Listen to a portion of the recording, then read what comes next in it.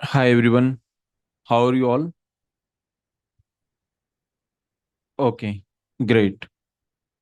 So everyone is doing good, right? Now let's just solve few questions on gradient descent and its variation. So specifically, we have three variations: batch gradient descent, mini batch gradient descent, and stochastic gradient descent, right? So let's just solve few questions based on them. Do you remember those algorithms, or should I quickly revise you? Let me quickly revise you also. See here that in gradient descent we are updating every time we want to update this w, we are updating with the whole, whole loss, whole training loss. This is gradient descent, which is generally slow. That's why the elephant image is there. This particular slide I have taken from Stanford. Now in stochastic, what we have just one example, right? We have just one example. We have seen these kind of things in the previous class. And then there is one more, which is called mini batch. What is this mini batch? Mini batch means that you are neither taking one nor you are taking whole data set. You are just taking few examples. Okay, some mini batch. Okay, mini batch itself says that you are taking some mini batch of that. So, for example, that you are taking whole to update your W or to calculate your gradient. Then this is batch gradient descent. If you are taking just some of them, it is called mini batch. If you are taking just one of this, then it is called stochastic. Okay, cool. So I think these things are okay to everyone. Now let's solve this question. I think one or two questions we have already solved, but let's just quickly solve this question. So what they are saying, this is question number one. So what they are saying, that after a gradient descent update, gradient descent means like they generally call it gradient descent, but they mean this is the batch gradient descent. Okay, the objective function value at the weight vector is always lower than the lower after update than before. So what do you think? Will it always be lower? No, right? It will also depend on the learning rate. So you might remember it that if let's suppose this is your function, and if you want to optimize, let's suppose you are here, then suppose your learning rate is too high. Let's suppose you are here. If your learning rate is too high, you might go to, somewhere at here, right? So in that case, it will be even increasing. So that's why this is false. Is this okay to everyone? If your step size or learning rate is too high, then the objective value may even increase.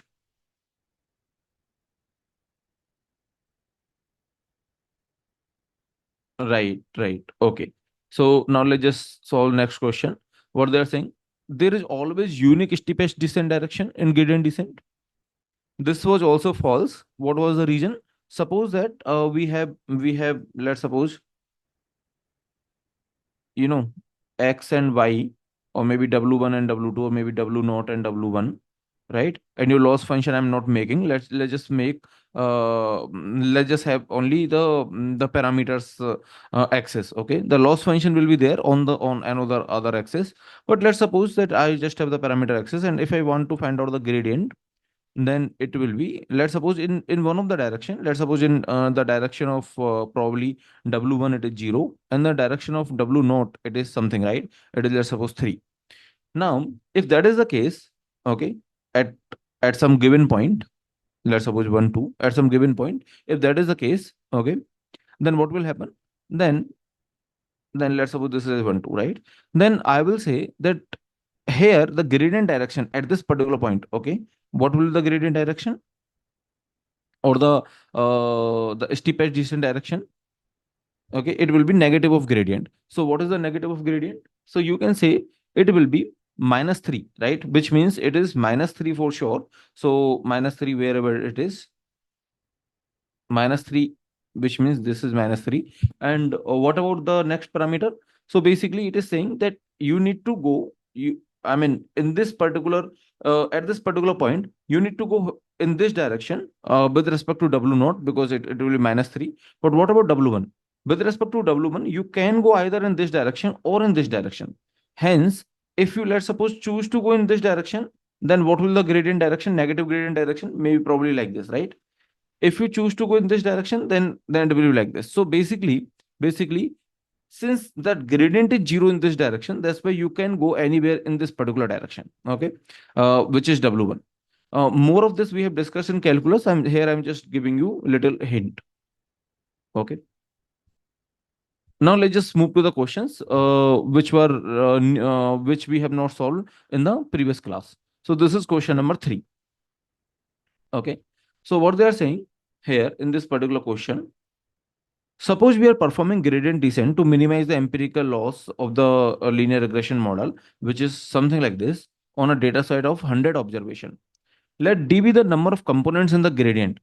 For example, D equal to 2 in the equation in the part B. So by the way, it was a connected question. So part B was this. So here they are saying there are two components. Okay, like D is 2 here, just a small thing, not a, very big thing. But yeah, so in part B, they are saying that, for example, D was 2. So in this particular case, what is the value of D? Number of components in the gradient.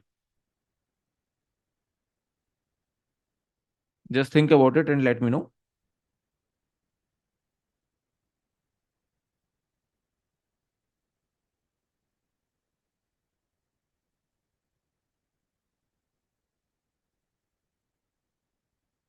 So So whenever you are finding the gradient, right, you might remember that we are finding the gradient with respect to parameters, right? W1, W2, like this, right?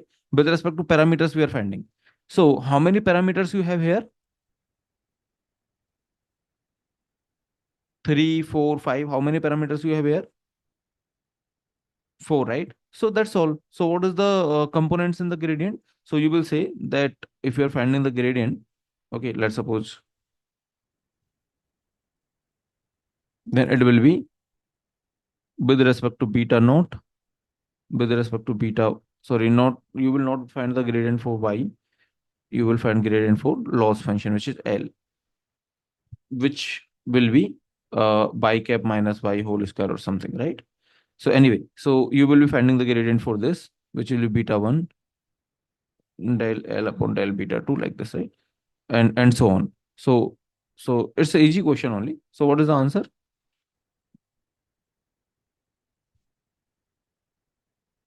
What is the answer? 4, right? Okay. So Tejas is asking, but number of feature is 3 only.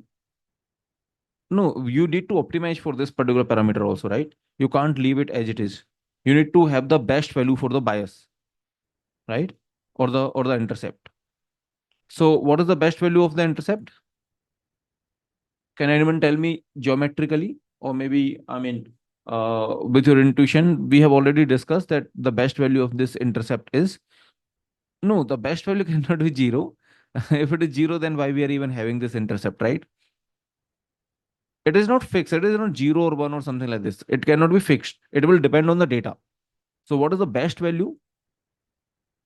You might remember. We have discussed something about the bias.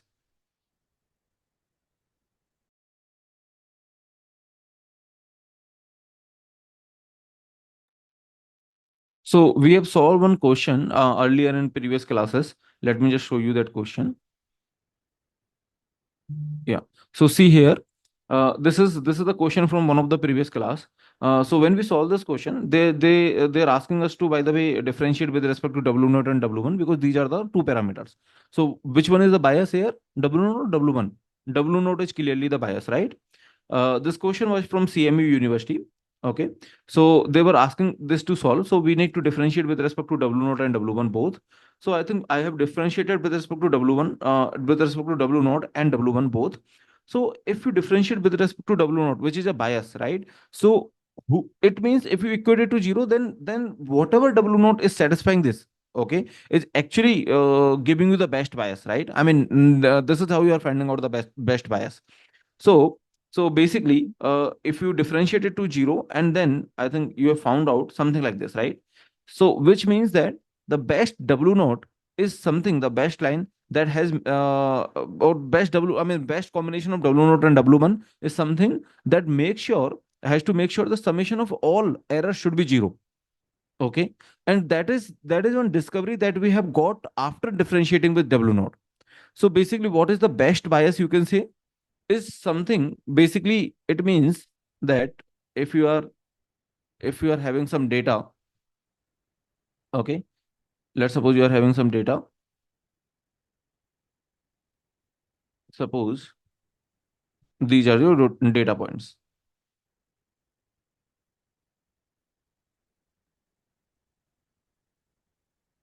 something like this. Suppose you always have, let's suppose, zero bias, right? uh okay, maybe here it will give you probably, mm, just let me do a little reverse engineering.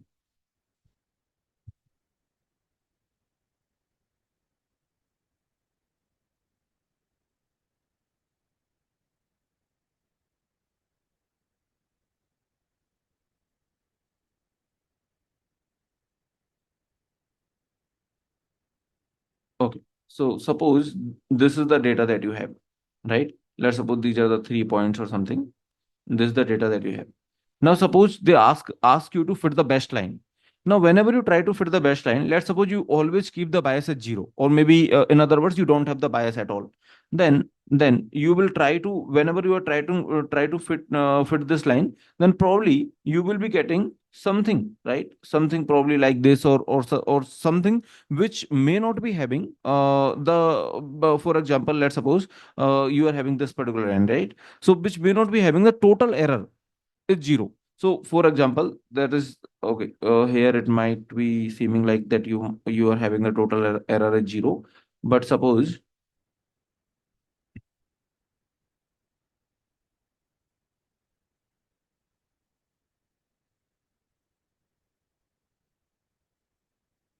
okay. So let's suppose you have one more data point which is here,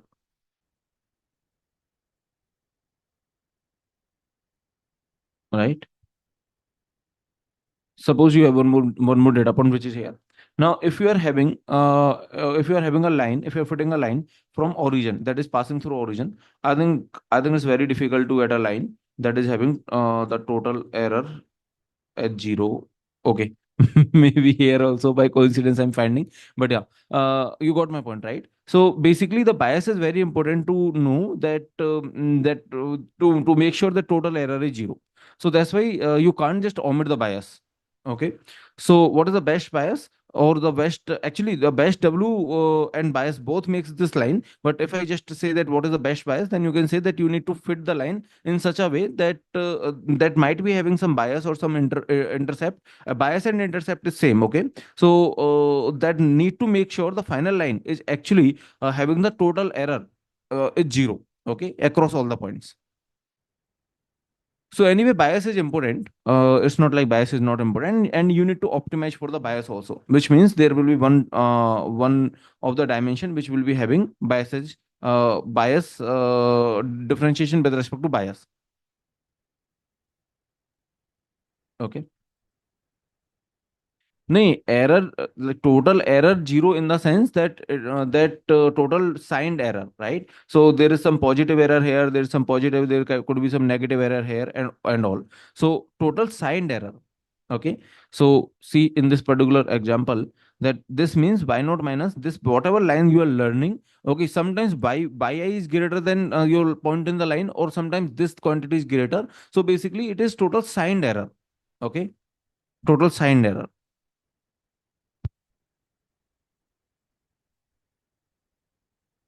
Okay, so now let's just move to this question.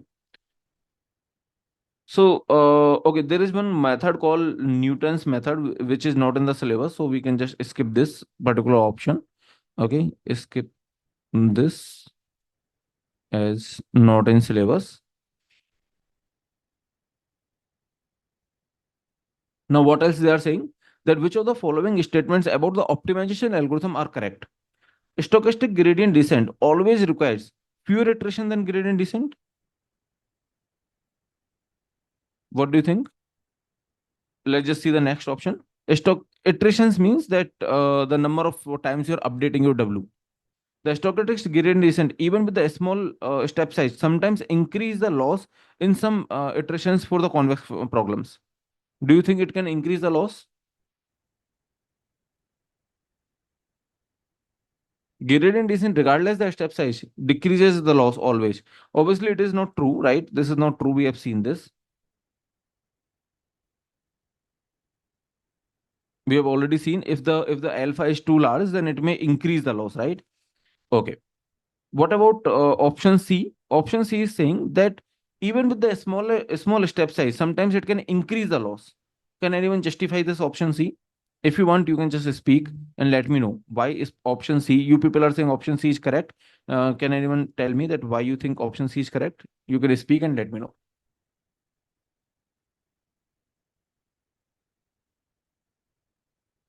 Anyone?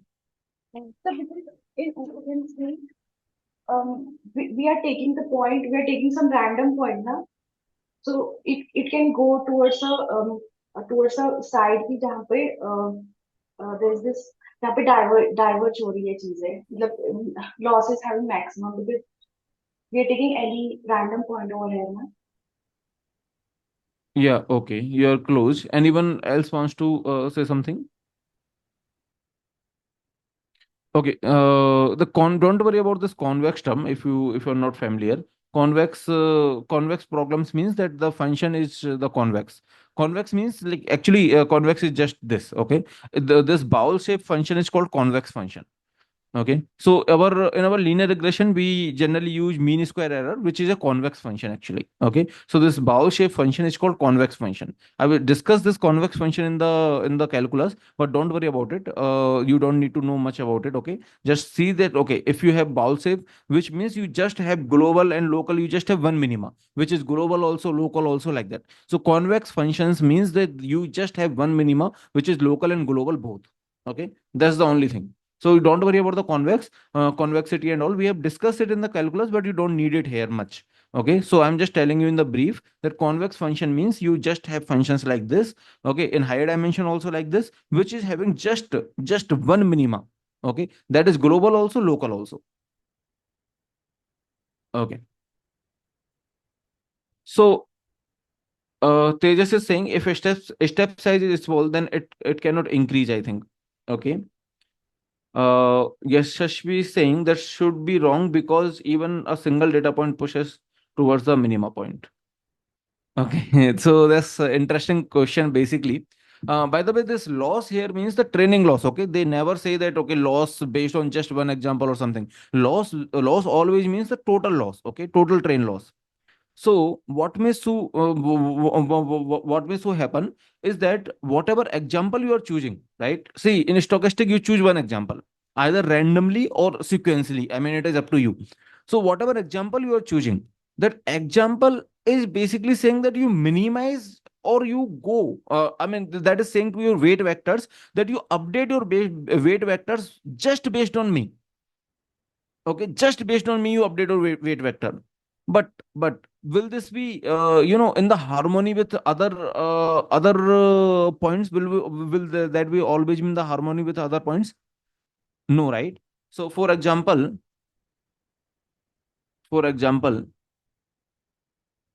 see, okay, I think we started from here. Okay, we started from here. Then you might notice the next update. The next update is towards the minima or the towards no,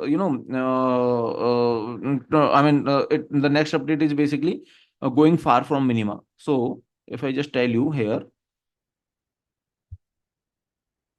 see,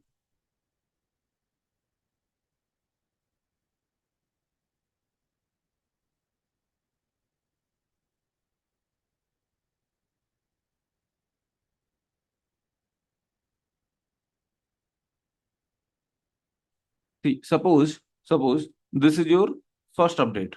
Okay, this is your first update. Suppose, okay, one. Let's suppose this is your second update. Tell me the second update is going where? Is this going towards the minima? Is this minima or minima is here? What do you think? The second update is going away from minima, right? And even the third update, can you notice the third update?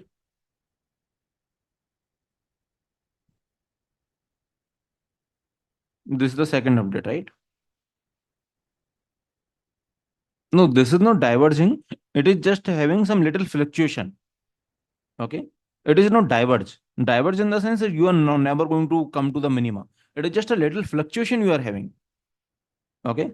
So what does this mean? That if you're choosing some random point, that random point is trying to make the weight vectors or trying to influence the weight vectors such that that it works just for that particular point. Okay, it may not be good for the overall loss function. Are you getting my point? See here is this ever be the chance that you can go away from minima in the gradient descent? Is this ever be the chance? I mean, I'm assuming that you have the optimal step size. Okay, your step size is optimal in the sense that you don't have problem with the step size. Okay. uh in that case, just tell me, if you don't have problem with the step size, then I think it will always be in the harmony, right? Everyone is saying that okay, this is the best update which will tell the total loss function. So basically you are updating based on the real thing, based on the total loss function. But here you are just updating based on only one example. So there could be the fluctuations. Okay, even though your step size is good. Understood? So that's why even with the small step size, sometimes increase the loss in some iteration. Okay, the convex for all problems it can happen. It doesn't need to be the convex. Okay, but I hope you understood the convex also. Convex just mean that you have a ball shape where the minima, local minima and the global minima are same. So what is the answer here? C, right? What about this B option? Stochastic gradient descent always require fewer iteration than gradient descent? No, right? It can require more iteration also. So iteration means that how many times you're updating. Okay. So I think you're updating many times your W. Okay. I mean, the cost of update could be less, obviously, because you are updating just based on one example. The cost of update is less, but the number of updates are very high, right? Number of updates are very high. So I can even write here that cost of update is less.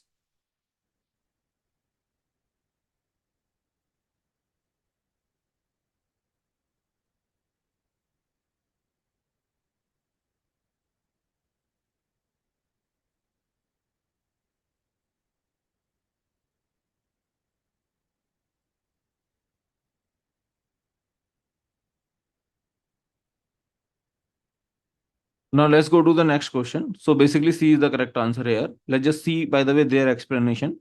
Argument like one reasonable optimization algorithm dominates another for all problems in general wrong. Okay.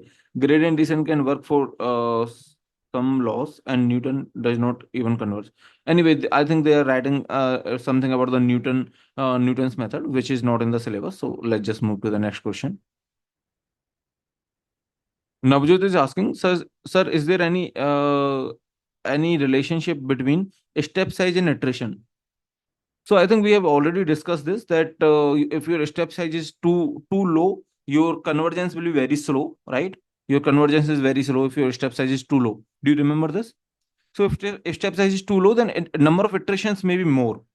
If it is too high, if your step size is too high, then probably you can go, it can even diverge, or you can go, you can take more number of steps if your step size is too high. Okay, so iterations definitely depend on the step size. How many iterations you will be taking, it will depend on the step size, right? If it is too low, number of iterations will be more.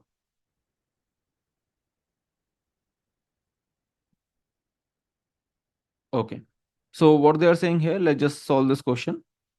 When n is large, n generally means the number of sample points or number of the points in the training data set. Okay. We typically use, I mean, in the question, obviously they will give it, but probably they are having the same context across the particular, midterm or something. So they have not mentioned it here, but in the gate question, they will give what is the n. Okay. So n is the, n generally they denote it with the, this n is basically generally number of training examples. Now, what they are saying, we typically use a small subset of data set to estimate the gradient. Okay, which is they are calling stochastic gradient descent. Explain why we use SGD, stochastic gradient descent, instead of a gradient descent. Yes. So, what could be the reason? Because it is not costly, right? This is the best, you can say, explanation for using SGD, because the cost for single update is very less.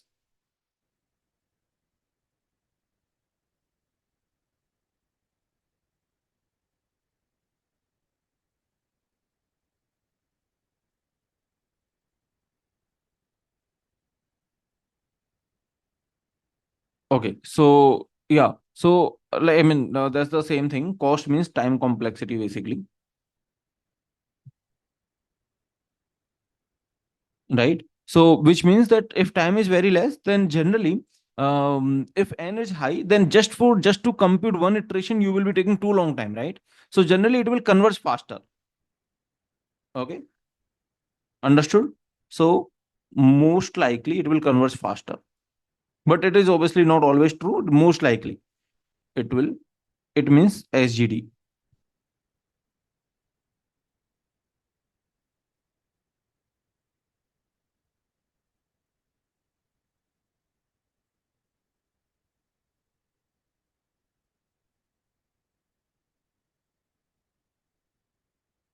Understood? See what is happening here. If you're taking less time just to update one W, okay, for example, this, how many iterations might be there? Maybe 500, okay, or maybe 200, I don't know. Let's suppose this is 100 or 200, okay, and how many iterations are there? 1 2 3 4 5 6 7 8 9 10 11, okay, 9 10, I think. Okay, so suppose these are the 10 iterations and these are the 100 iterations. Which one is less? This 10 is less or this 100 is less? Which one is less? 100 is less, right? Why? Because I mean, in terms of the time, this 100 will be just, very quick. Okay, every update is very quick here. Okay, every update is very quick. So this 10 will take too much time, if especially when n is large. N means number of data points. Okay, so if number of data points are very high, so this n will take too much of time. So it like just one update will take too much time, right? Just one update will take too much time.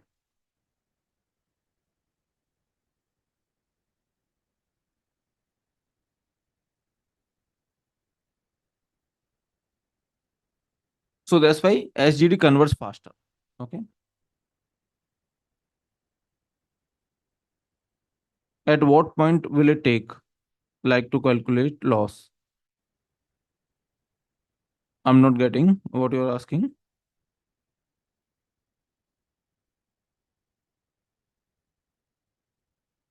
Let's just see this question. So when the algorithm converges, stochastic gradient descent always find the same solution as gradient descent. What do you think? Suppose both are converging. Why no? Can anyone speak and let me know? Why no? You people are saying no, but why? No, true or false, you just need to know whatever answer you are giving. Can you just also give me the reason for that answer?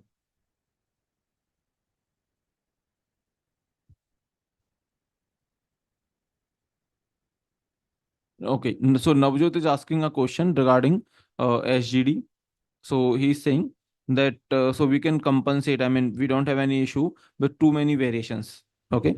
Yes, I mean that's generally okay, in the sense that if just one update is taking too much of time, then it is okay to have variations. Eventually, if it is taking less time, see, our goal is to take just less time. Okay. If it is taking too much of fluctuation or something like that, then probably we will prefer mini batch. Okay, we will prefer mini batch. So because in stochastic we are getting the instant result, huh? And in a graded descent, so we have to perform various iterations. Then only we'll be getting the result, final result. So, what is your question, or what is your doubt, or you are telling the solution of this particular question? Yes, sir.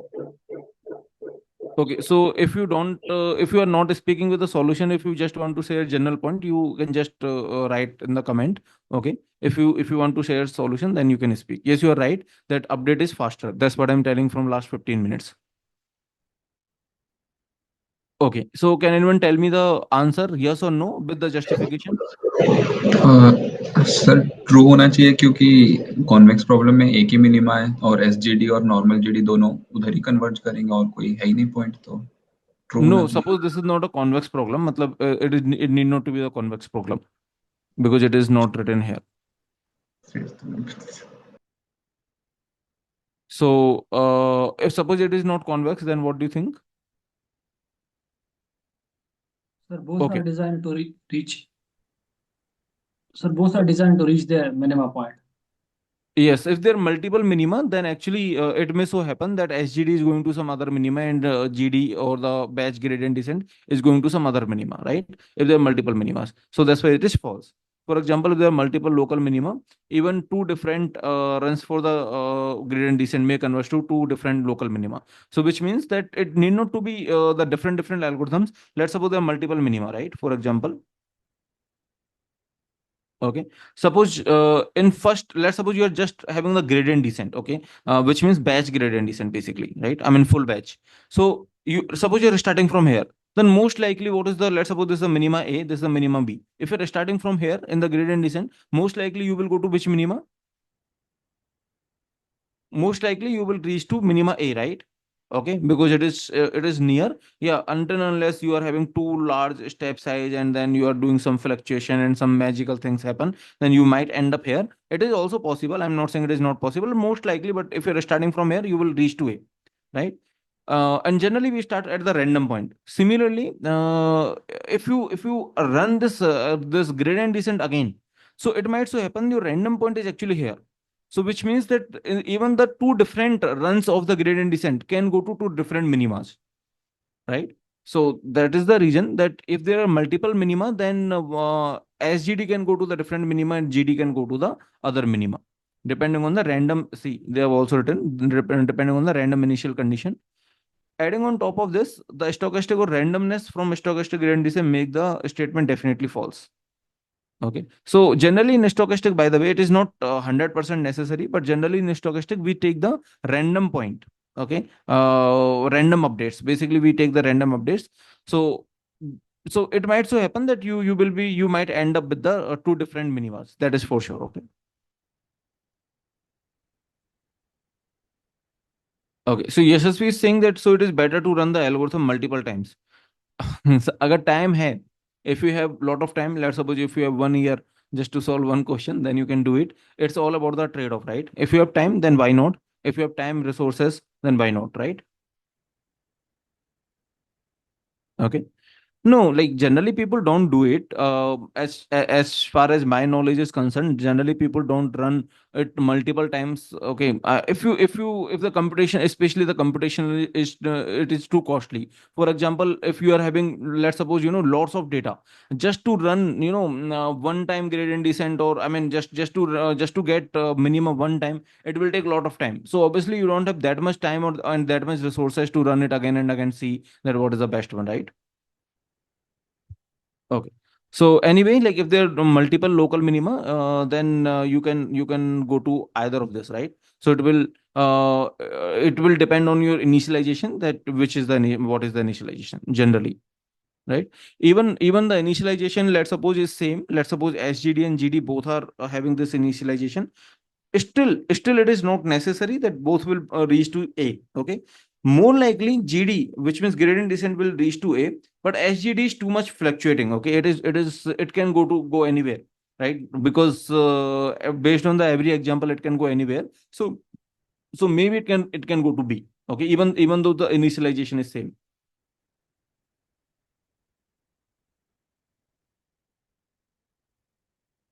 Okay, so now let's just see this question.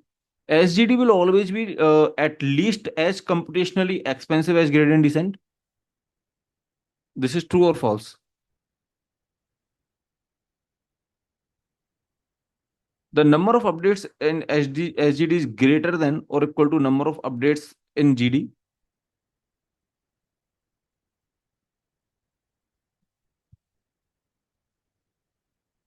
Okay, so this is true.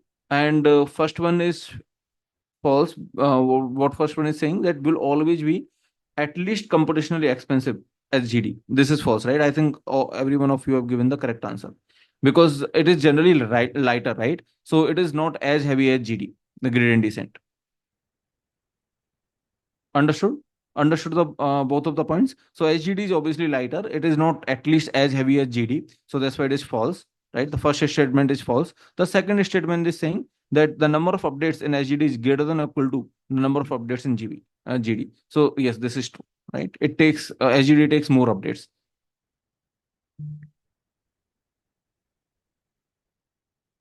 Now let's just see this. Which of the following is not true about gradient descent versus stochastic gradient descent? The memory and compute requirements of single update steps for both the methods scales linearly with the number of features, which means if you have more features, then your update will be taking more time in both the algorithms.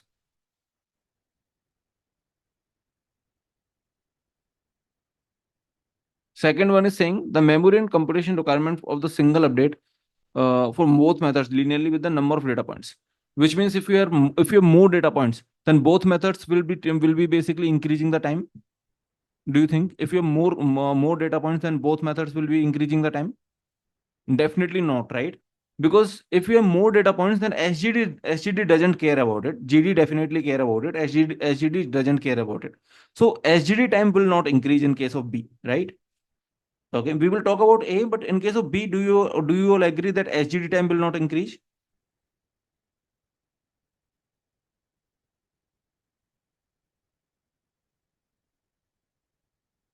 For single update will not increase, right? So GD time definitely increase, but SGD time won't increase. So both methods are going linearly or something like that. So that's why this is no, right? False. Okay. So basically in SGD, you just update based on the single update. Okay, I'm just talking about the single update. Single update is just based on one data point. Let's suppose you have 1 million data points, right? Will it matter just for the single data point? You are always considering one data point, right? You have 1 million data points, or you have just 100 data points. It doesn't matter, right? Yes, one row at a time. Okay. What about option A? Option is saying that both will increase if you increase number of features. What about this? This is true because if you're increasing features, then your gradient will be basically having the more components, right? Number of components in gradient will increase. Do you all agree?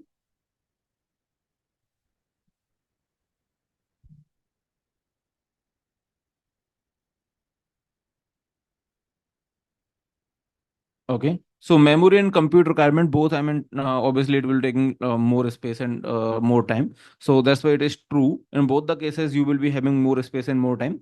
But B is false, I think, right? Okay. So they're asking not true. So I think B is false, right? Which is not true.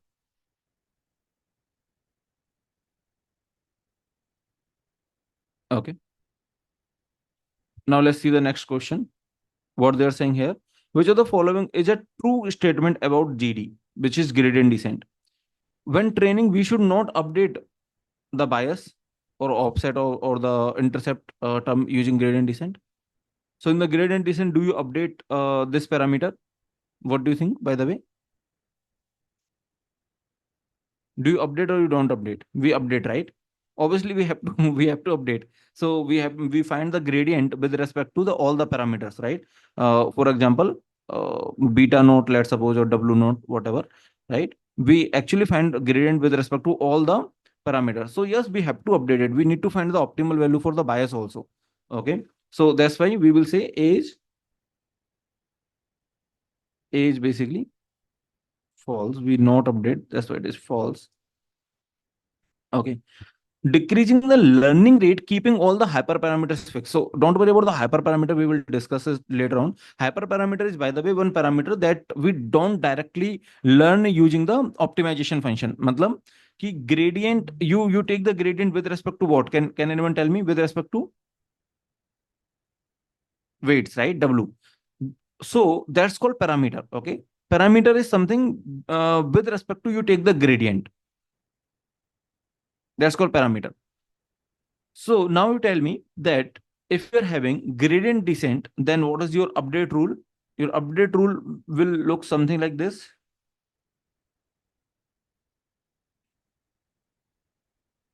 right? Do you all agree? Now here we basically take the gradient with respect to the parameters. So these are the called parameters.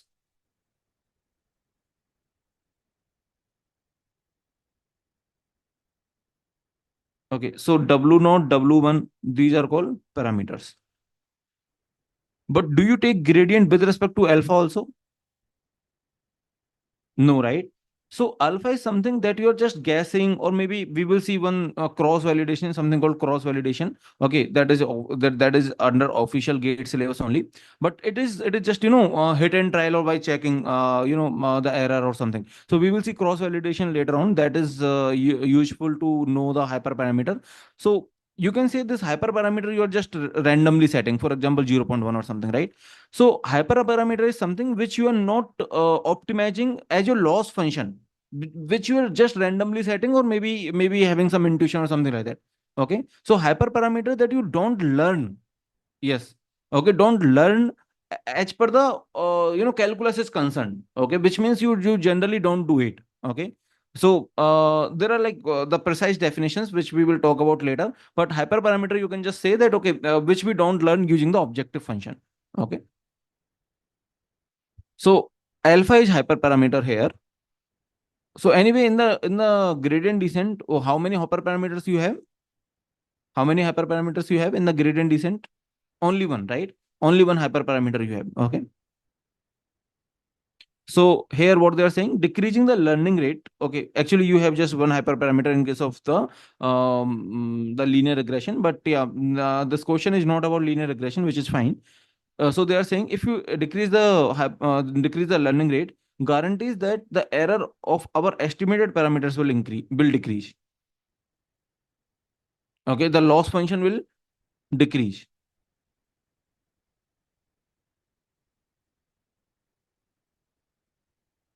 If you decrease the learning rate, guarantees that error of our estimated parameters, which means I think they are talking about the loss function, will decrease.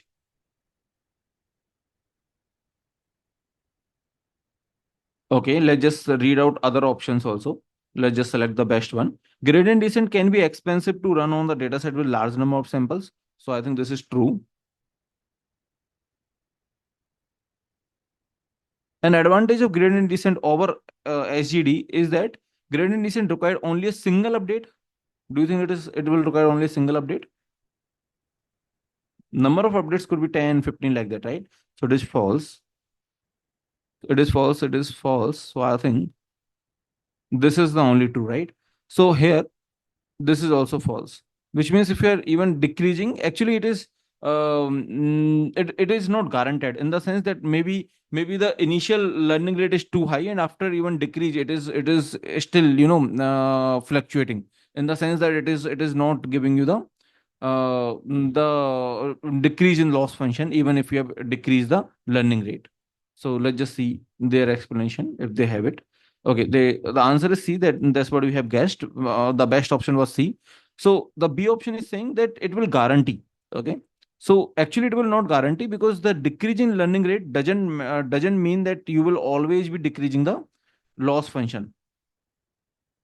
In the sense that if you have decreased the learning rate, but how much you have decreased, right? How much you have decreased? So you don't know, right? How much you have decreased.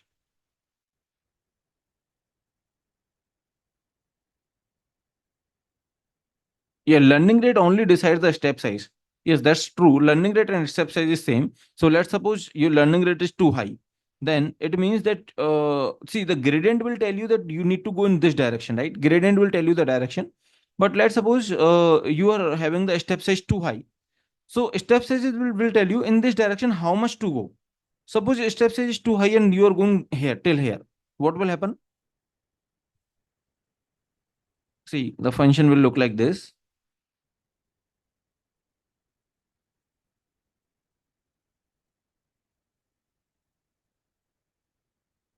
Okay. So if your step size is too high, then actually the next point is this, right? Next point is this. So you can even increase too much.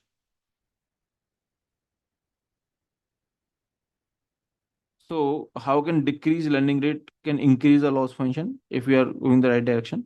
No, that's what the question is. It always guarantee, which means that how much you're decreasing, right? It is very subjective how much you're decreasing. Let's suppose you are very near to minima. You are very near to minima. You're just here. You're just here, right? You're just here. So even you decrease it, it is possible that even with the small step, you are going here. You are increasing, right? Your loss is increasing, right? So it is not always guaranteed. That is the question. Okay, even with very small step size, it could be increasing the loss, but eventually it will converge, because then we will go in this direction and so on. Sir, can we say that decrease in learning rate always guarantee gradient descent, or strict gradient descent will converge?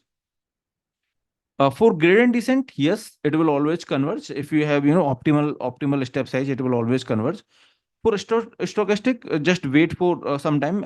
It will get clear with the questions. Okay.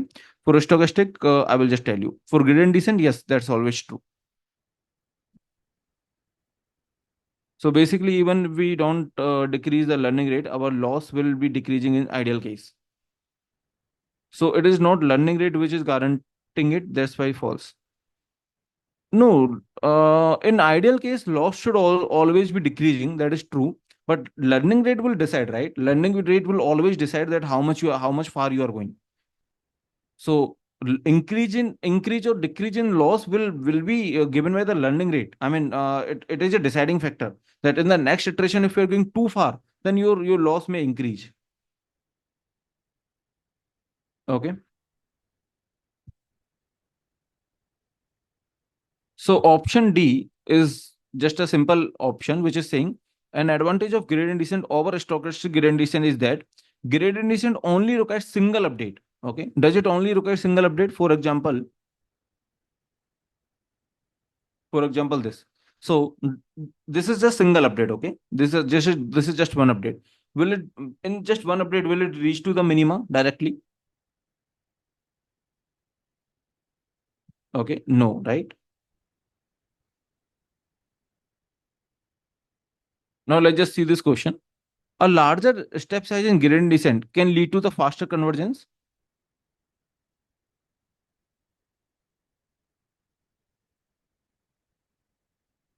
It can even diverge, right? So a larger step size in the gradient descent can lead to, okay, sorry, can. Okay. So they're saying can. So probably that's why they are saying this is true. Okay. Maybe just because of can. Can lead to the faster convergence. Yes, probably, right? I mean, compared to the lesser step size, it can lead to the faster convergence. It can also diverge. If they say can diverge, then can diverge is also true. Okay. So this is also true.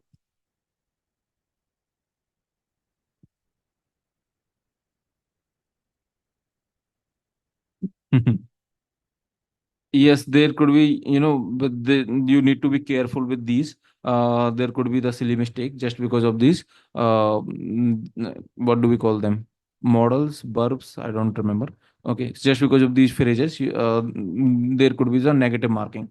Okay, so just because they are saying can, so that's why, logically with the English statement, this is definitely true. It can lead to the faster convergence. If they say can diverge, then this is also true because it can also diverge.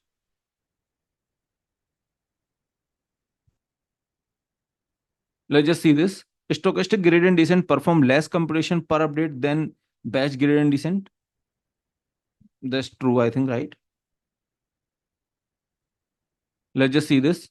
For a model with k parameters, a data set with n data points in d dimensions, how many dimensions of the gradient of the loss?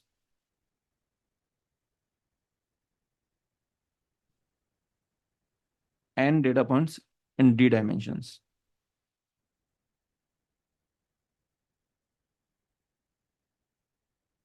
So how many parameters you have?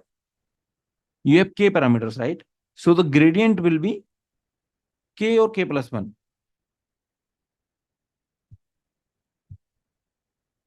It is k, right? Bias is also parameter. They must have included bias here also. Whenever they are saying that parameters, it is overall parameters, right? So k must be the answer. Okay, understood?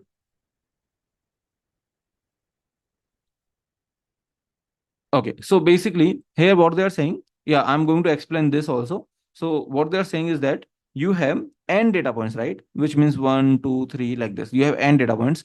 Each of the data point is d-dimensional, which means you have probably, one feature, okay, some feature, let's suppose feature one, right? Feature two, feature three, like this, right? Feature D. Okay, you have d features.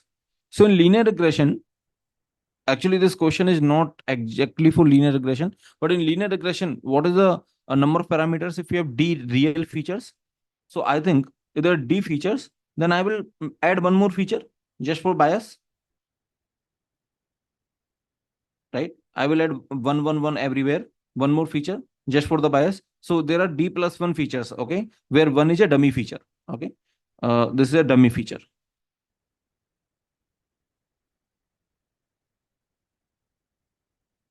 right? So how many parameters you have? You have d plus 1 parameters. Is this okay to everyone? Let me know. K is d plus 1, right? K is the number of parameters. So how many parameters you will be having? D plus 1 parameters. Okay. So this is about the linear regression, which we have seen in a general case. But it is not always true that number of parameters will be this. For example, it is definitely possible that I can do one thing. I can take this feature. Okay. Maybe I can have more parameters also, or maybe less parameter also. For example, W1 into feature 1. Okay, or maybe let me just call it X1. This column, let's suppose X1. So W1 X1, W2 X2. This column is, let's suppose, X2 or so on. Okay, that's what I'm definitely doing. WD XD and then plus W naught. This is the general thing in the linear regression. But I can do one thing, that I can introduce one more parameter, maybe d plus 1, or into I can introduce one more feature also, right? X1 X2, right? Plus WD plus 2, X2 X3, anything, right? Anything can happen. So number of parameters could be larger also, greater also, was larger also, lesser also, like that, right? So number of parameters, generally we have seen it is d plus 1, in the sense that we have, d parameters for the features and one more parameter for the bias. But it could be anything. You can introduce some features which you like to introduce, right? Are you getting my point? Given is d dimensional, but is it always necessary that you have to work with these features only? Can you do some feature engineering? For example, given you have only d features, right?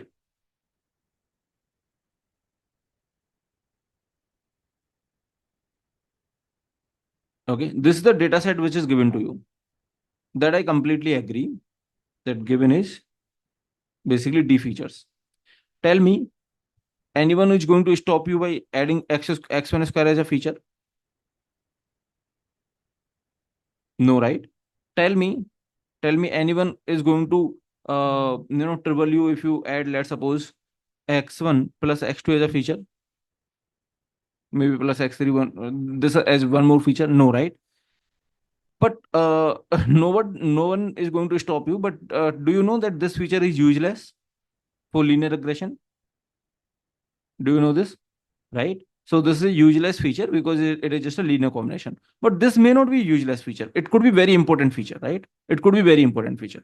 So I may add a few more features, right? I may add few more features. So ultimately, the number of features can decide what is the number of parameters, right? Which is k. Okay, which is k. Understood?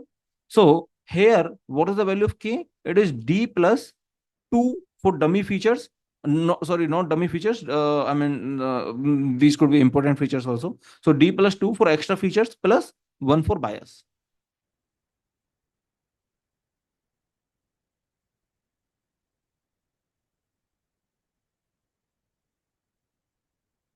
Is this okay to everyone? Let me know. Okay. 2 because I have added 2 more features, right? Okay. Now just tell me this. Gradient descent is used in modeling to compute the loss. No, it doesn't compute the loss. Compute the gradient of the loss. No, it doesn't. I mean, it is not the algorithm to compute the gradient of the loss. It minimize or maximize. It minimize, right? If you're talking about descent, it minimize. Okay. There is one more term that people use rarely. They call it ascent. Okay. They call it ascent, and ascent means you're maximizing. Okay. There you maximize. So, what do you think? What could be the gradient ascent update rule?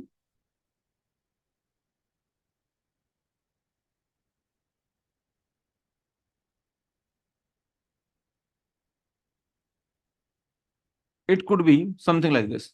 Wt plus 1 equal to, from Wt you want to increase, right? So you will be increasing in the direction of gradient, right? In the direction of gradient, that's all. Okay, you want to increase, so you will be increasing in the direction of gradient. If you want to decrease, then you need to go in the direction of negative gradient. Okay, this is gradient descent.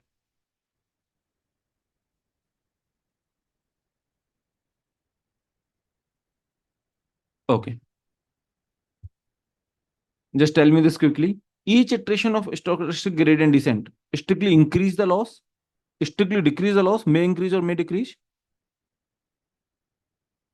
may increase or may decrease, right?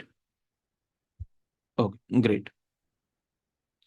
Uh, suppose in this particular question, okay, in this particular question, instead of stochastic, they have gradient descent. In that case,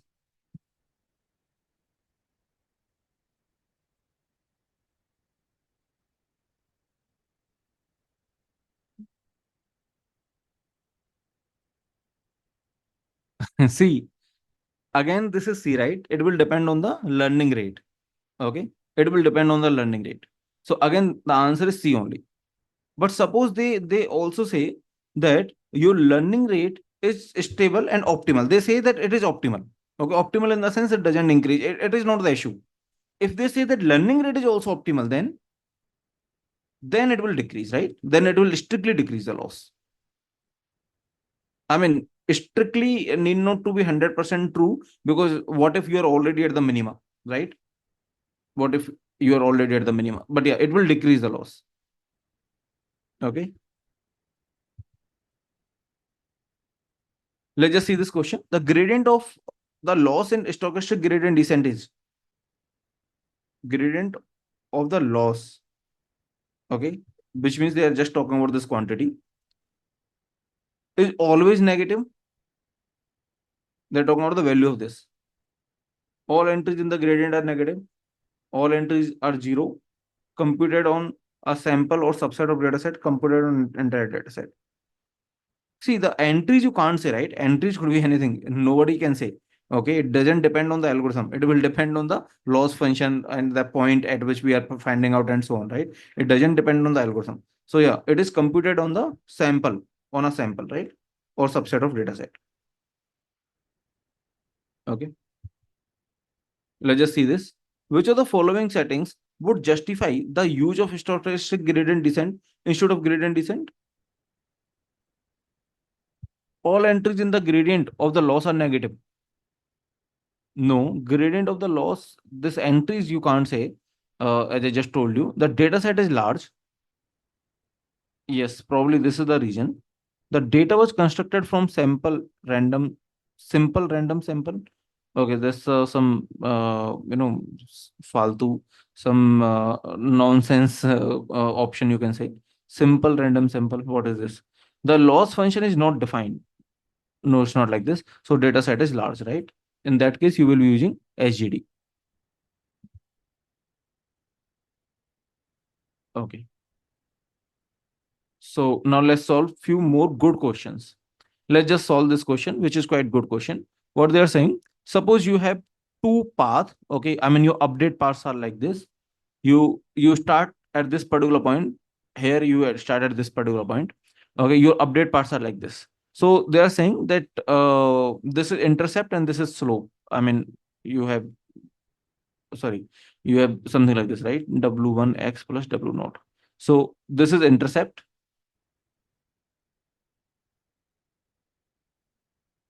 Sorry, this is slope, this is intercept, right? So slope means W1, intercept means W naught. So how many parameters does this model have, by the way? Two parameters, right? That's easy question. Now let's just move to the real questions. So this is slope W1, this is W naught. Now what they are saying, the sequence of parameters in path A are more likely to come from the execution of, in path A, what do you think? It will be SGD or GD? More likely it will be SGD, right?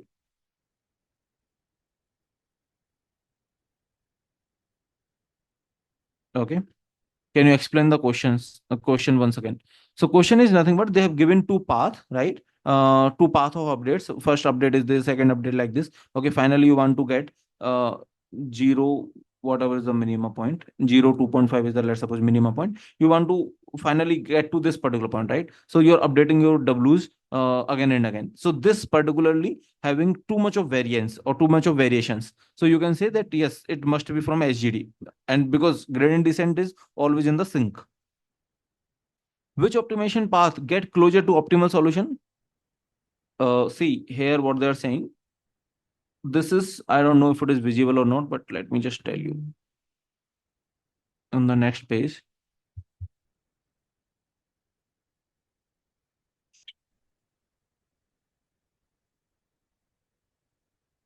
See here,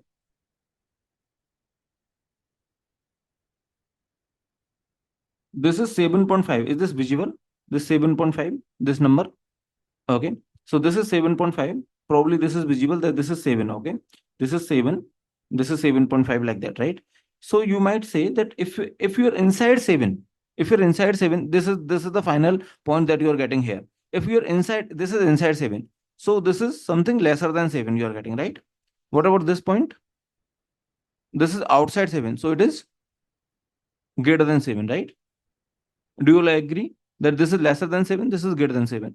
So they are saying that which is giving you better loss value finally, right?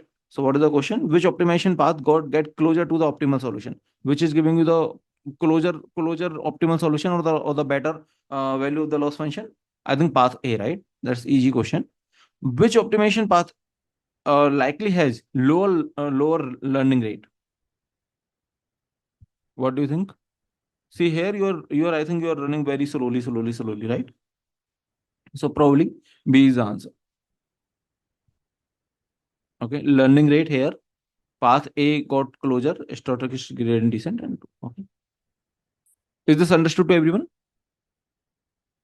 See, that was the reason we have discussed contours, so that you can understand these kind of questions easily. Okay. Now let's solve this question. Let me know if you are able to solve this. So what they are saying here is that Ben tries different settings of learning rate eta. Okay, they're calling the learning rate as eta, which means Wt plus 1 equal to Wt minus eta grad of f. Okay. See, always I will suggest you one thing, that always write down the things. Okay. You know the gradient descent update rule. I agree.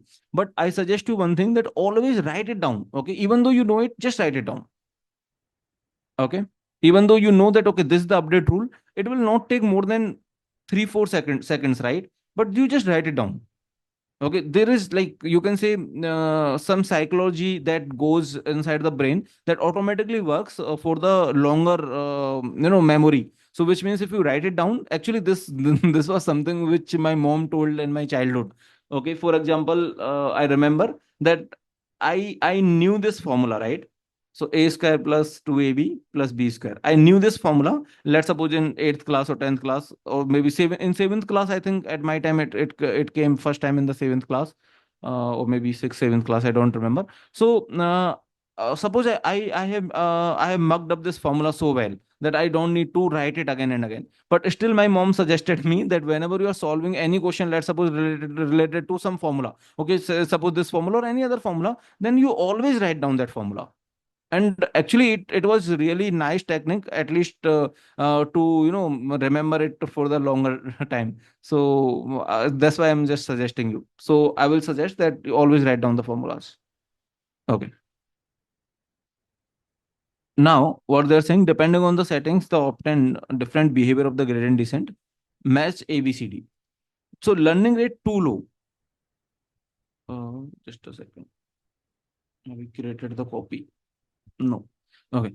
So now learning rate too low. In which one is the case? So basically too low, right? Learning rate too high, and too much high, much too high. Learning rate much too high. Okay.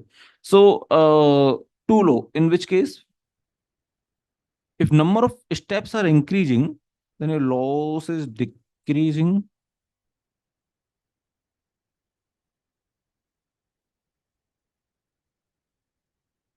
See, your loss has decreased very nicely here in A, right? So I think A should be the right one. Okay, A should be the right one. In C also, you are not increasing at least, right? So you're always decreasing in C and A, right? So with respect to A and C, you can see you're always decreasing, but in B, you have even increased your loss, right? You have even increased your loss a little bit. So I think in low learning rate you can't increase the loss. Okay, in general, right? So that's why you can say that probably C is the answer for low learning rate. A is the answer here. Is too high. Okay, which means initially it rapidly decreased because it was, let's suppose, too high. It got rapidly decreased. Then it realized that okay, there is something wrong, and then the loss started increasing. Okay, I mean little bit. If it is not even increasing or it is increasing. Okay, it is not increasing, but yeah, it got basically some constant. It is just fluctuating, which means your it might so happen your loss is high only, right? Loss is not decreasing after some point in time. Maybe it is like that. You started from, let's suppose, here learning rate is high. You go here, okay, and then you eventually go here. You go here. You go here like this, right? I mean, you're just fluctuating. Your loss is not decreasing. So it must be high. If it is low, then probably you will make some progress, maybe slow progress, but you will make some progress, right? So if your learning rate is high, then only you will stuck. You are not making progress here. So probably B is here. Learning rate is, if learning rate is too much high, it can diverge. Loss may start even increasing, right? You can probably go from here, and then let's suppose here, and since it is too high, you are going here. Since it is too high, you are going here and here. Your This is option D.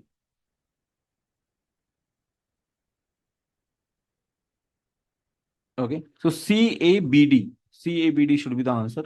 Let's just check. CABD, yes.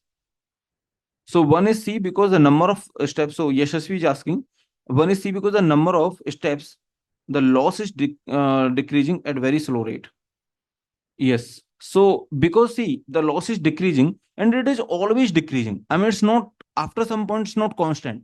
So which means that it is decreasing. It is always decreasing, which means the learning rate is not high. Okay. It is making it is decreasing, but not rapidly. It is making the slow progress. Decreasing, but slowly decreasing, right? So decreasing always,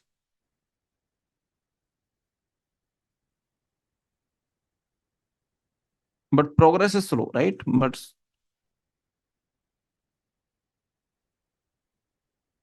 so learning rate could be low here. Okay. And if it is, let's suppose, decreasing always, but with good speed, right?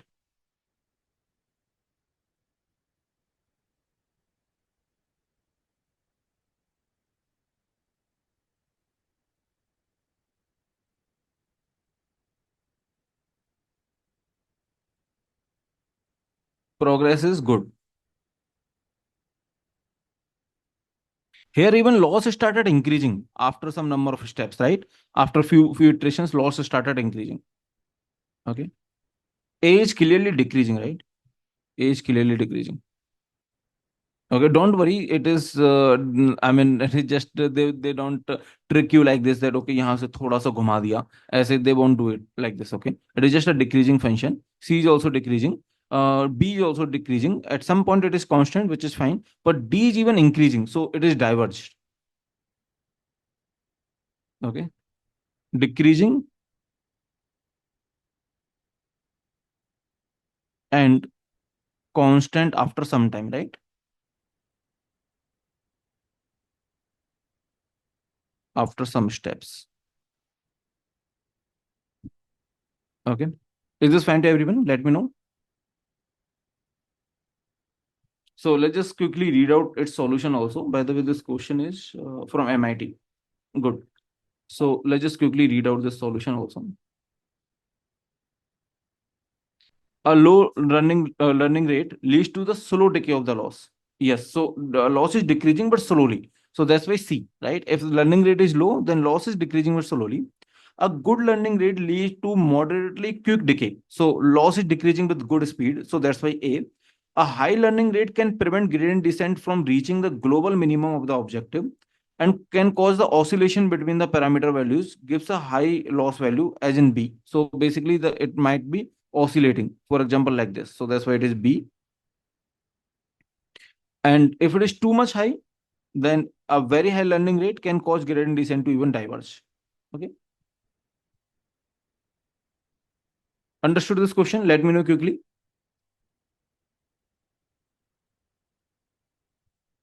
Okay. So now let's just move to this question. So what they are saying, select all that apply.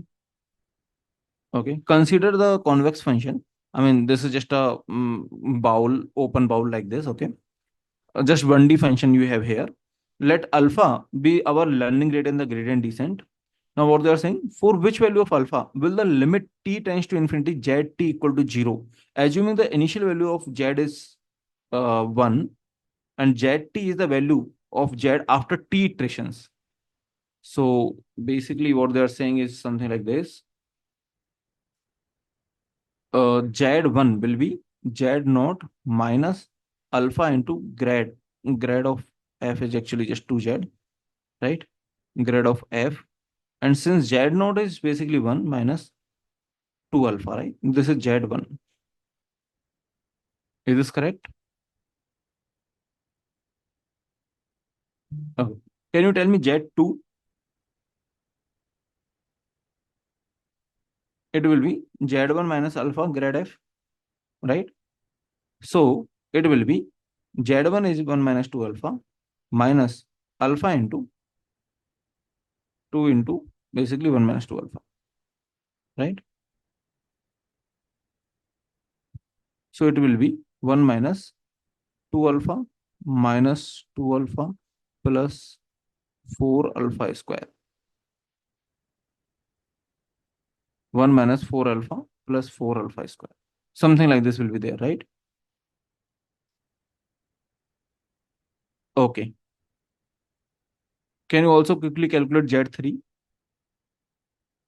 So Z2 is 1 minus 4 alpha plus 4 alpha square.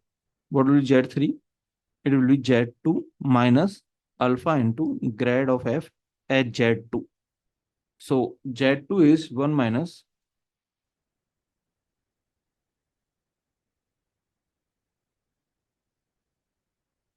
2 into this quantity, right? So it is 1 minus 4 alpha. And then I think this is 2 alpha. So it will be 6 alpha. Or maybe let me write 1 minus 4 alpha plus 4 alpha square minus 2 alpha plus 8 alpha square minus 8 alpha cube, right? So it is 1 minus 4 alpha and 2 alpha. It is 6 alpha plus 12 alpha square minus 8 alpha cube.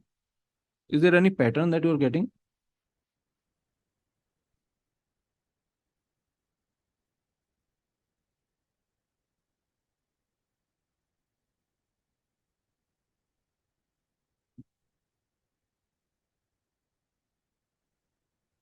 So Z1 is Z naught minus alpha grad f. If you put 1 here, it will be 1 minus 2 alpha. Yes. So now Z2 will be 1 minus 2 alpha minus alpha into this 2 into Z, right?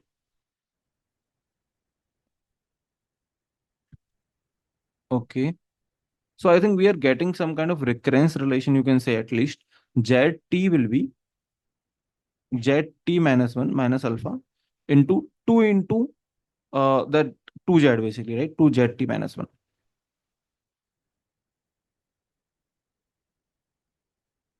Okay. So at least you are getting something like this, which is ZT minus 1 minus 2 alpha into ZT minus 1.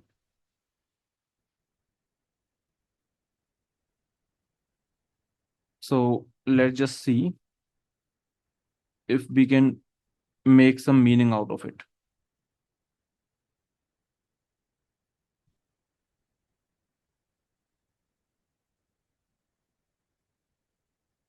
So which will be zt minus 1 you can take common, 1 minus 2 alpha, right?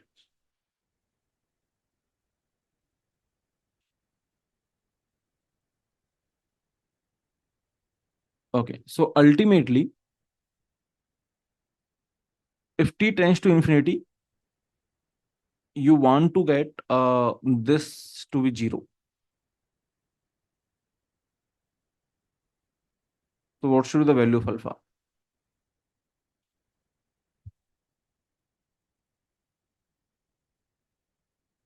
See, it will be 0 when only zt is 0. So if alpha is 1 by 2, then zt will be 0 even after just one update, right?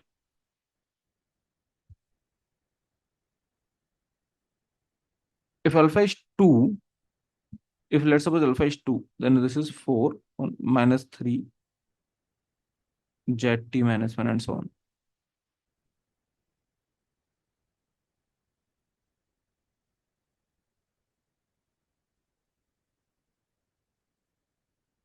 Okay. So you can check it. I think if alpha is just 1 by 2, so with this, I think just in just one update, you are getting 0 because Z1 is 1. Z1 or Z naught. What is the notation here? Z naught. Okay. So Z naught is 1. What is the value of Z1? Can anyone quickly calculate? Let me plug in the charger meanwhile.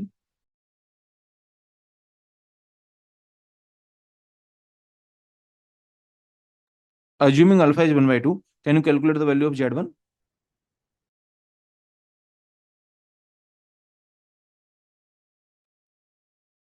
So Z1 will be Z naught minus alpha grad f, right? Grad f is actually 2Z. So, I mean, at Z naught, it will be 2Z naught. So, Z naught is 1 minus alpha is 1 by 2 into 2 into 1, right? So, this is actually 0, which means that just after, one update, you are getting the optimal value just after one update. Okay. And now if we calculate the grade of this, I mean, if you try to even update with the help of gradient descent, then gradient descent will also say that, okay, this is the optimal value. How? You can find out Z2, Z2 and Z1 will be same. It is Z1 minus alpha grad f. What is the grad f at 0? This is 0. So Z2 and Z1 is same, right? So if alpha is 1 by 2, then you are even converging in just one step. You don't need to have, I mean, they will say that, okay, t tends to infinity, but you don't need to have too many steps. If alpha is 1 by 2, then you can even converge in one step. If alpha is 0, then can you converge ever? Which means that you're not updating, right? You're always at 1. So I think we cannot converge ever, right? We are always at 1. What about if it is 1? If it is 1, then what will happen? So basically, you can say that the relationship that you are getting is 1 minus 2 alpha into the previous value. So if it is 1, then it will be minus of zt, right? So I think it will just oscillate. It will just oscillate between. So the relationship that we are getting between zt and zt minus 1 is this. So if it is 1, then it is minus of, I mean, the next update will be just minus of the previous update, right? So if it is 1, then what is the answer? Then the Z1, can anyone tell me Z1? Z1 will be minus 1, right? The minus of the previous. What is the Z2? Z2 is again 1. So with 1 also it will not work. What about 2? If it is 2, then it will be minus 3. Minus 3 into previous one. Okay. So what are the updates? 1, minus 3, 9, minus 27, and then plus something, right? So some minus and some plus, right? Will you ever go to 0? And since the loss function is z square, minus plus doesn't matter for loss function actually. I mean, these are the values of z, but loss function is always increasing, right? Minus plus doesn't matter for it. So I think this is also not the answer. Okay. So probably just to solve this question, what you can do, you can find out the relationship between t and zt-1, which means that in general you will be having this update rule. Let's just write the general update rule, right? So what is the general update rule? Zt minus alpha into grad of f at zt-1. So it will be like this. So this is a general update rule.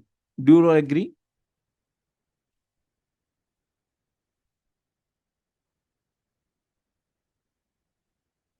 Okay, great.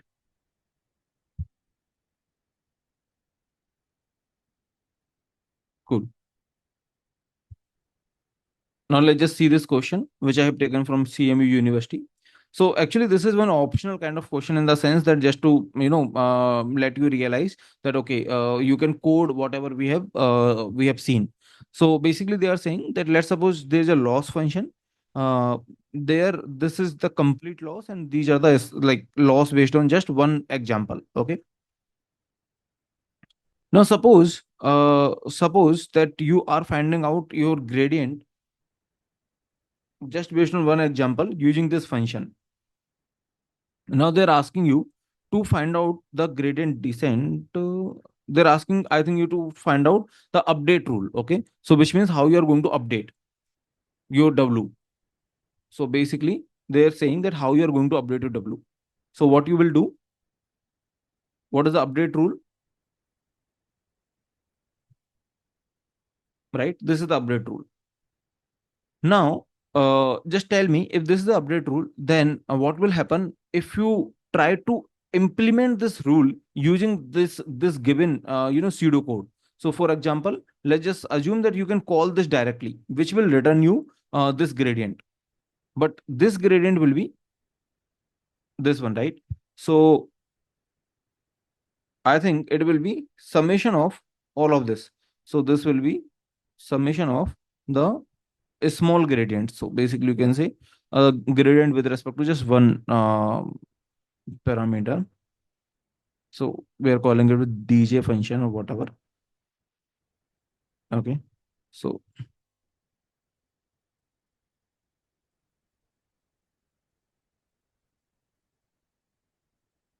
is this fine to everyone that this gradient I'm replacing with respect to the code? Okay. I'm calling this function, which is basically finding out the gradient with respect to just one example. And that's how I can call this particular given function. That's what they are saying. You may call this function in your pseudocode. Is this fine? What we are doing, right? And this WT is okay. So I think we are almost done.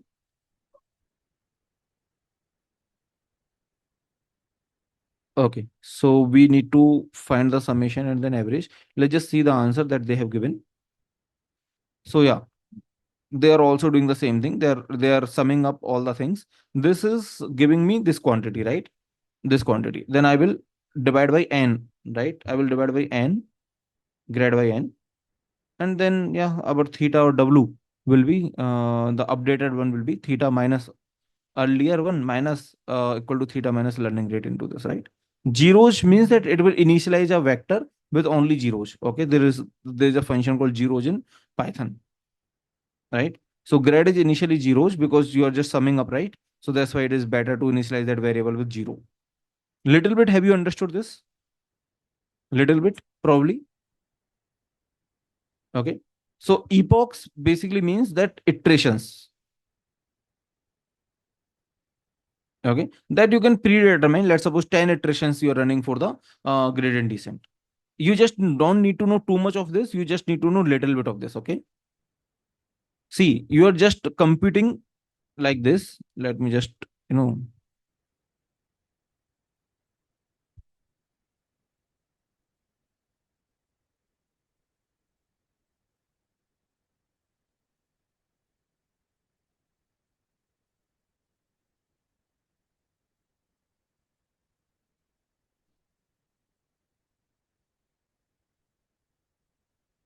see, you want to update like this, right?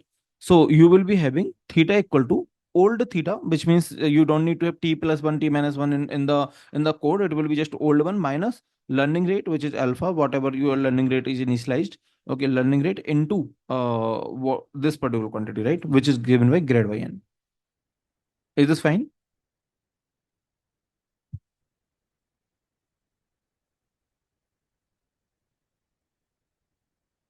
Okay. Okay. So it is just to tell you that the things can be coded, and also here this has been omitted. Like they are not showing you that how to code this. But suppose that you already have this function, then can you write the gradient descent function? Most probably yes, right? Okay. Now let's just talk about how to write this function. I mean, they have not written it completely, but suppose you want to write it completely. Can you write this completely? How to write this function?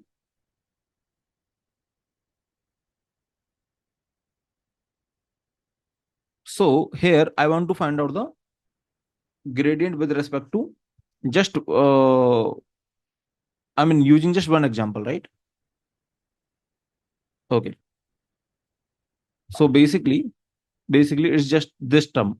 This term is basically just saying that y minus w1 x1 plus, I mean this x1 x2 are the columns basically here. So let's just say that I throw, you are saying with respect to just I, right? I throw, and first column, second column, like this, right?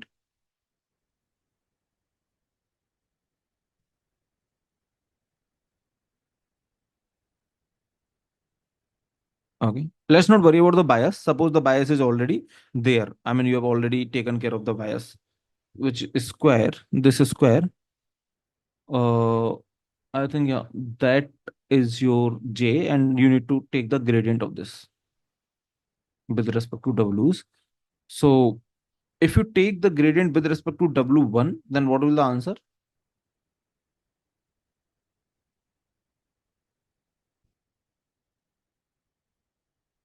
With respect to W1, if you take, then I think it will be 2 into this whole quantity.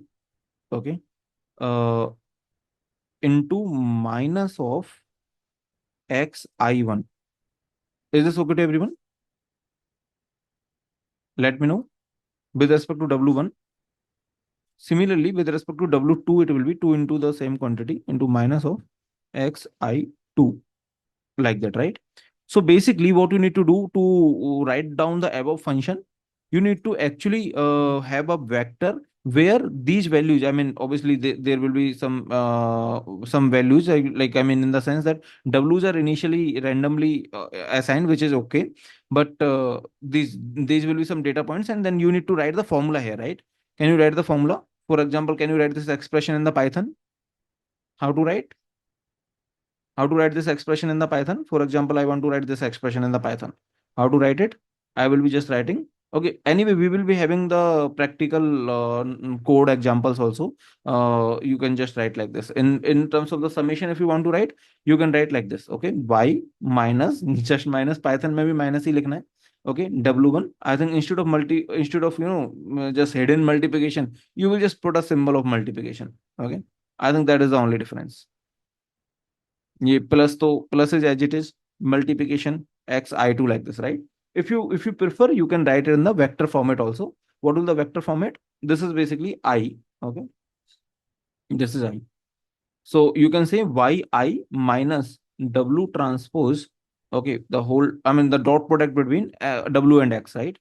And xi, something like this. Okay, you, if you prefer, you can write something like this. So basically it's just about that how you are implementing in the vector format, you are implementing, or in the scalar format you are implementing. Okay, so anyway, the implementation is not necessary for gate da. I'm just telling you, if some of you are very curious that can we actually write the code, so it's not very hard. Okay, it's not very hard to write the code.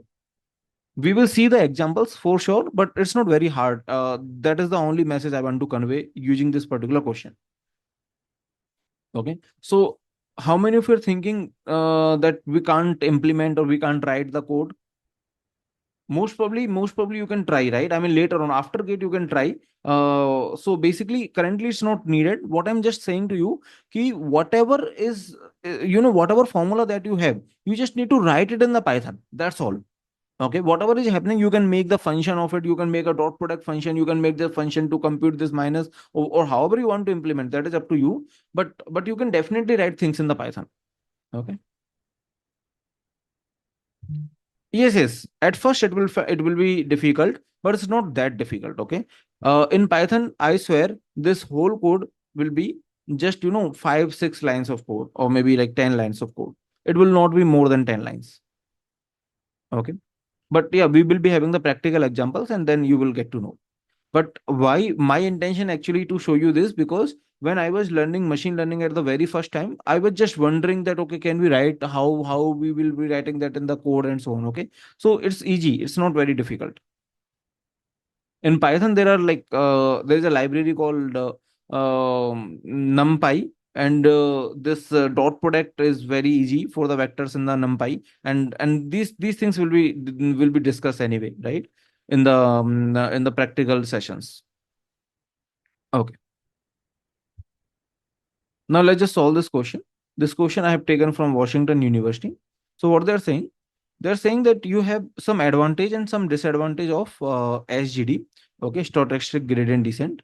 Now you need to actually tell me, or you need to actually answer that select all are true. Okay, is this truly an advantage? Is this truly an advantage? Is this truly a disadvantage? Is this truly a disadvantage? Like that, right? Just check it. SGD is more memory efficient because it takes a smaller number of samples at a time compared to the classic gradient descent, which takes the entire data set into the weight update. Yes, right? That's true, I think, right? That's truly an advantage. So, yes, that's true. In SGD, the update on weight WT plus 1 has lower variance because it doesn't take many samples into the account. What do you think? Does this have lower variance? No, right? It varies too much.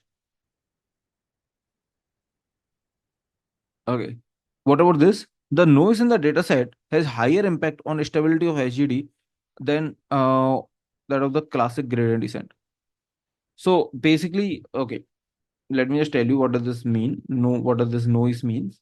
See, you have the data set, right? Let's suppose your data, I'm just plotting it.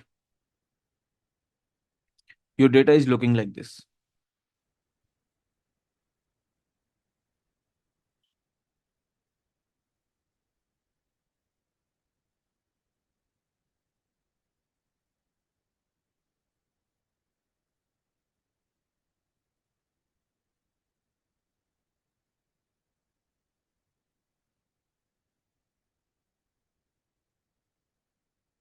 Suppose your data is looking like this.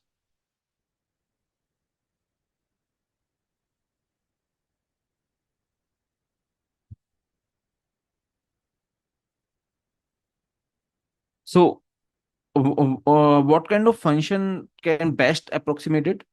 Maybe some kind of sinusoidal function or like this, right? Okay. Suppose your data is looking like this, which means does this perfectly on the sinusoidal function? No, right? So generally we say that see, it is very first time I think I'm telling you this. Okay, just pay attention what I'm going to say.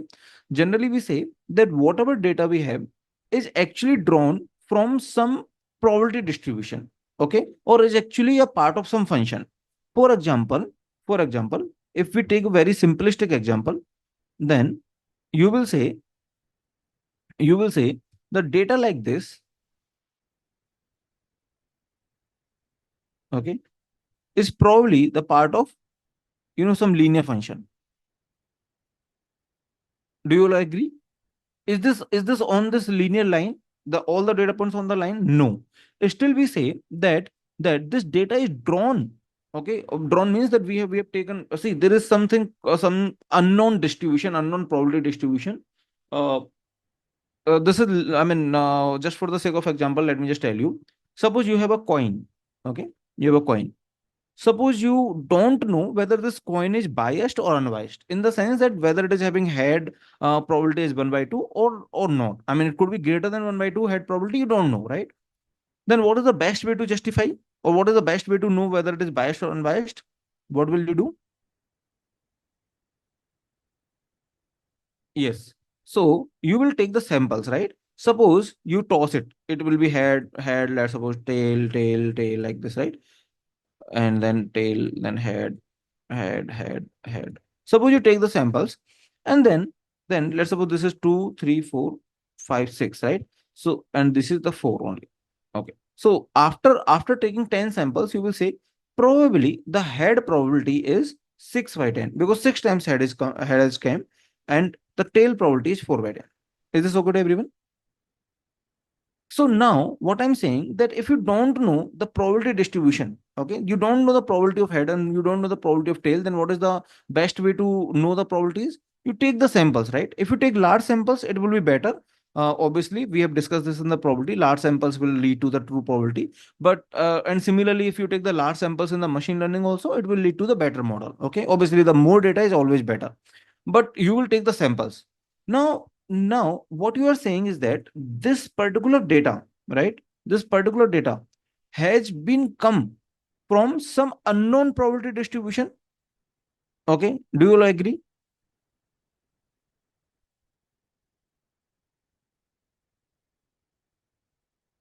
Which you are concluding it to be this, but do you think it will be this? It could be something else also, right? I mean, it so happened that by luckily or by some chance you are getting these as numbers for now. Maybe in different trial, the head or the tail and the number of the heads and number of the tails could change. So this is just approximation, or this is also called sample probability, right? Sample probability in the sense that you computed this probability using the sample data. But yeah, truly the data is data. Any kind of data in machine learning or in mathematics also, like basically in general life also, the data come from always, okay, whatever kind of data, for example, house price prediction, okay, or maybe whatever data we have seen, ice cream sales, whatever data we have seen, we assume that data has come from some unknown probability distribution. Okay. And machine learning job is to actually figure out that what is this unknown probability distribution. I mean, what are the best functions that can approximate my data. So in the data, what, let's suppose you're taking the samples from the unknown probability distribution, or in other words, you're taking the data which is coming from this particular function. Okay. Let's suppose data is coming from this particular function, but always there's a noise in data. Okay, in the sense that the true function is this, true function is this, but because of the noise, the data points are this. Is this okay to everyone? Let me know. There could be the noise in the data. What are the factors of the noise? Could be anything. For example, if it is a patient data, suppose doctor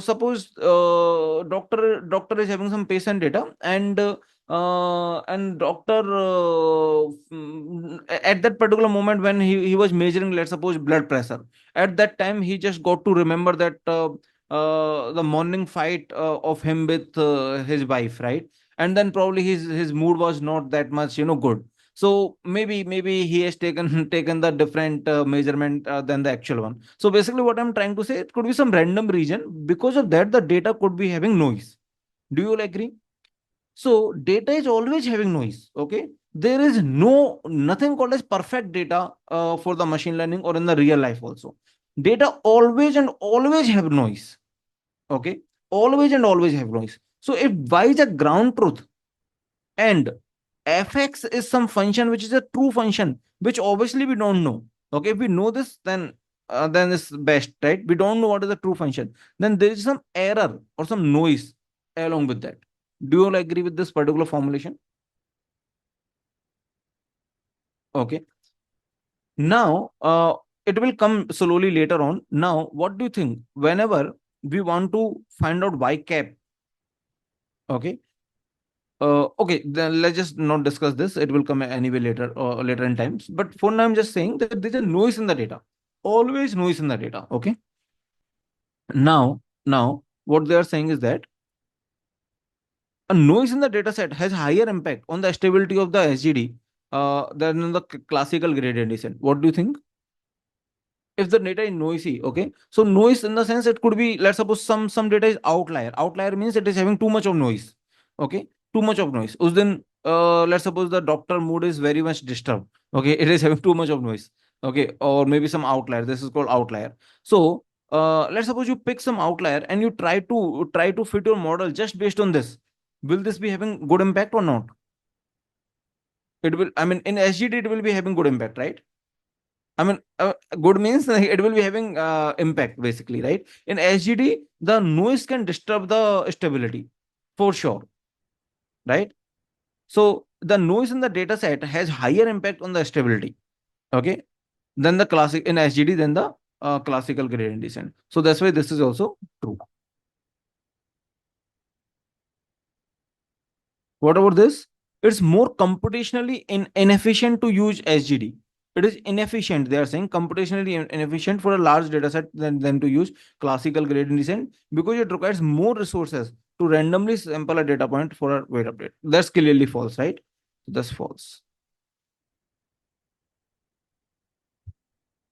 So I think A and C are the answers. Okay.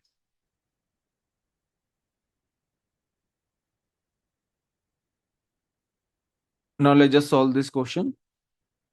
What they're saying, let f be a continuous function, a smooth function, and f dash x is also the continuous function. Suppose f has unique global minima, which is like this, and you are using gradient descent to find x star. You fix x naught, and then this is the update repeatedly. Which of the following is true? So basically, it is just, I mean, it is not very useful. It is something that you already know. So they are saying that, okay, this is the update rule. Gradient descent is sure to converge to some value for step size greater than 0.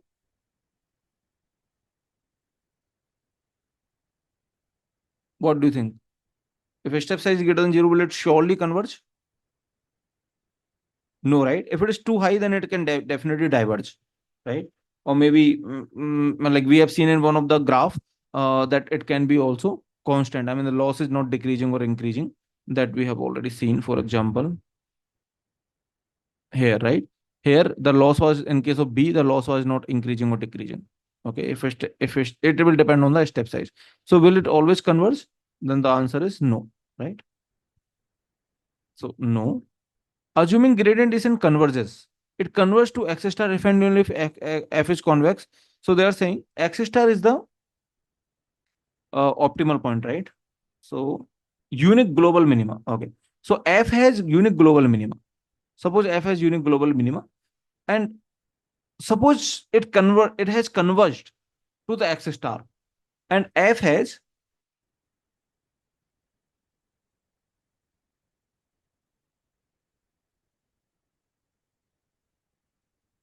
okay. By the way, f need not to be convex function for that. I mean, if it is convex, then the global minima is unique, but it's not reverse way. Okay, but it's not like this. Now they are saying that it has converged to unique global minima. Then it has to be convex function. If it is a convex, then definitely it will do it. But if it is converging to a global minima, then no. See, we have discussed the convexity test in the calculus. So basically, the convex function, you can't test the convex function using the gradient descent. In the sense, if it is converging to the global minima, then it doesn't mean it is a convex. But vice versa is true. In the sense that if it is convex, then it will be a global minima. Okay, it will converge to the global minima only. But if there is a global minima, then do it have to be the convex function? It is not true. Yes, non-convex function can also have global minima. Okay, unique global minima. Okay, so that's why this is false. Don't worry about the convexity. We might discuss it later on. Okay, if f has local minima x dash. Okay, so basically they are saying unique global minima. So let me just tell you that what does this mean? It means that,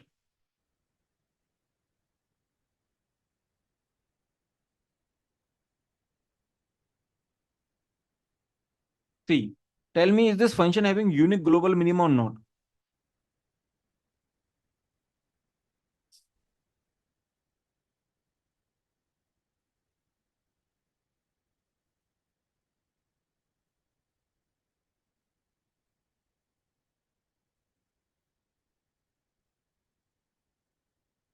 Is this function convex function?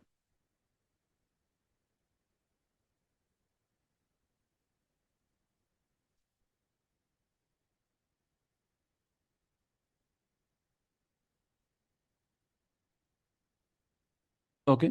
So convex function looks like this only, right? This is definitely not a convex function. A convex function just have global and just one global, one local. Okay. Only. Okay.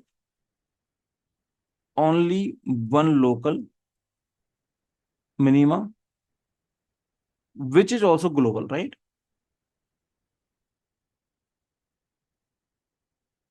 So they are saying here in case of B that if you are converging to the global, okay, to the X star, then it has to be convex.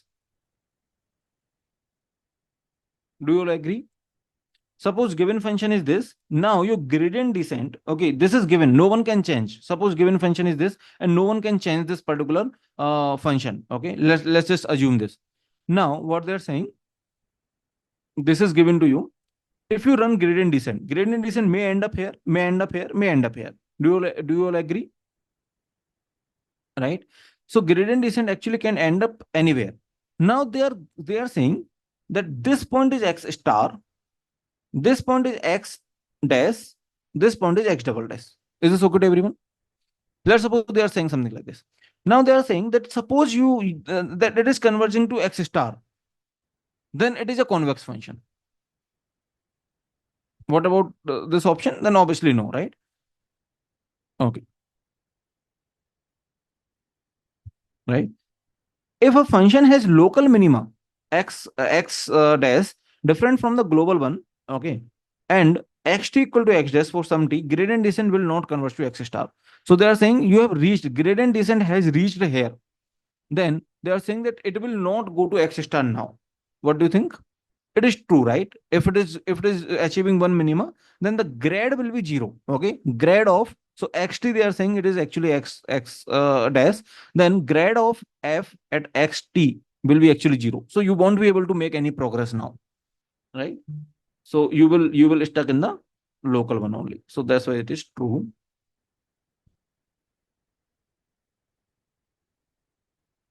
If accident, sorry, not accidentally, if additionally f has objective function of, okay, sorry, this logistic regression currently you don't know, uh, but you can assume that, okay, this is, they are saying that it is convex. Okay, so don't worry about this logistic regression.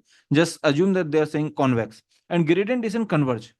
Okay, suppose they are saying it is convex. Suppose gradient descent, you have the convex function and gradient descent converge, then it has to be x star. If it is a convex function, gradient descent converge, then do it have to be x star? Yes, right. So that's why it is true. Okay.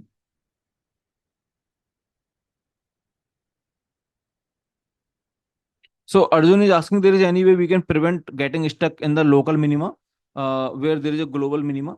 So this is a good question.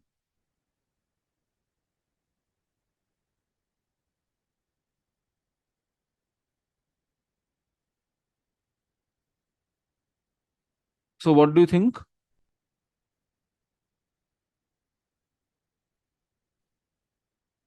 Yes, you can have multiple tries. I think that's the only way. I don't know if there is any way. If there is a way, then it is not very popular. Neither it should not be very practical. Okay. So so to answer it in just one line, I will say no. Okay. In just one word, if I say no, if I have to answer, then it is no. Just it is just a luck. Okay. Just a luck.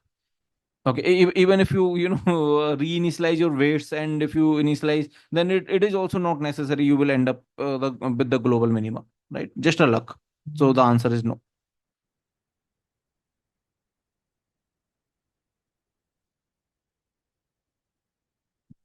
Okay, now let's solve this question. So what they're saying, let's suppose they have given you some loss function, okay, and which is very weird, I think, right? Weird in the sense, they're not even talking about x, right? Okay, so they are having the loss function of, you can say y cap equal to, can anyone tell me what is the y cap here?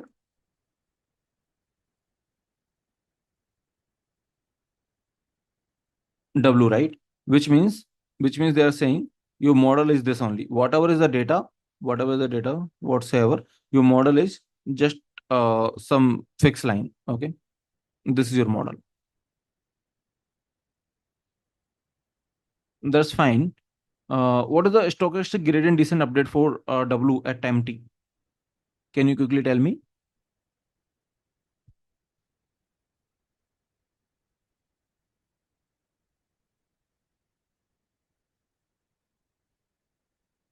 So let's just assume that at time t you are having the data point, you are considering the data point which is yt. Okay. I mean at time, let's suppose one, you are having a by one. I mean you are iteratively going, okay, by one then by two, and you are not basically taking the random sample. Let's suppose at time t you are dealing with yt. Okay. So do you have to care about this summation in the stochastic gradient descent? No, right? You just have to take care about this. Okay. This inside this, that's all. So inside this, you have written summation, and these things doesn't actually matter to me. 1/2. I'm taking yt at time t. Okay. Suppose the data I'm taking is this. This is my loss that I want to differentiate. Okay. Let me call it small l. Okay. Small l. Then if I differentiate this, I will be getting y minus yt. So yt minus eta into y minus yt, right?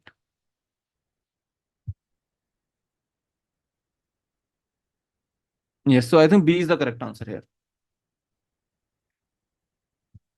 I'm not written the answer, but okay.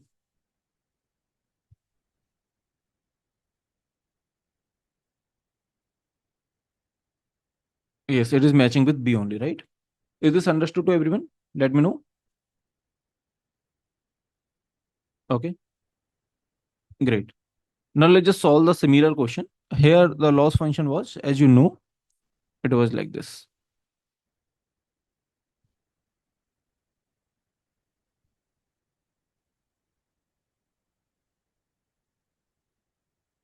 Okay. So suppose they're still talking about the stochastic gradient descent, which means I will be dealing with the only the inner part of the loss. Okay. So I will be only dealing with this part of the loss. Now they are saying, can you tell me if eta is 1 by t? That's very interesting, right? So generally we have kept the learning rate to be fixed, which was either 0.1, 0.2, like this, right? But they are saying eta itself is changing, which is okay. I mean, we don't have any issue with this. So they are saying that if your iteration is more, then eta is less. Okay, eta is inversely proportional to number of iteration. That's fine. Okay, they're using their own intuition about the eta. It is a hyperparameter. They can use anything. Okay, do you have any issue with this? No, right? Okay, so suppose W1 is 0, then after t steps, what is the gradient descent? Stochastic gradient WT will be. That's good question. Do you want to solve it? So after t steps, what it will be? Update. What will the update? So can you tell me for W2? I'm writing as a subscript, which is fine. They have written as a superscript, so I think that's fine. W1 minus eta into grad. So what is the grad here? It was W minus YT only. Okay. So W1 is actually 0 minus 1 by T. So T is the first one into the grad.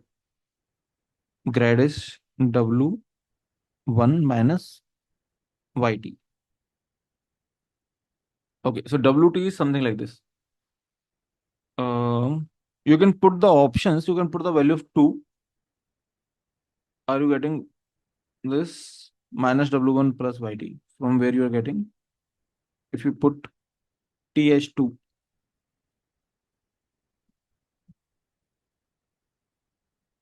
Okay. W1 is anyway given to be 0. So it is just YT. If you put TH2, from where you are getting YT?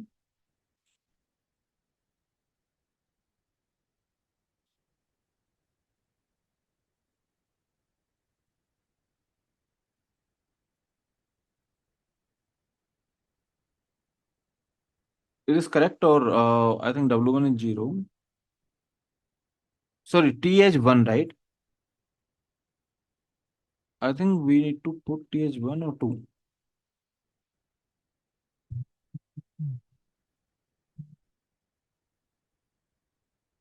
Okay. So what is the answer you people are getting?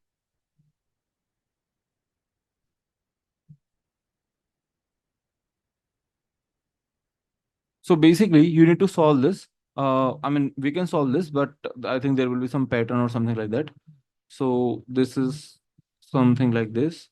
So initially you are taking the first data point, so that's why TH1, and then whenever you are calculating W3, you can calculate it. You will be getting something like this. So ultimately, this is the answer. Okay. So I mean, there is a pattern. So by induction or by the observation, you can say the pattern is like this. Okay.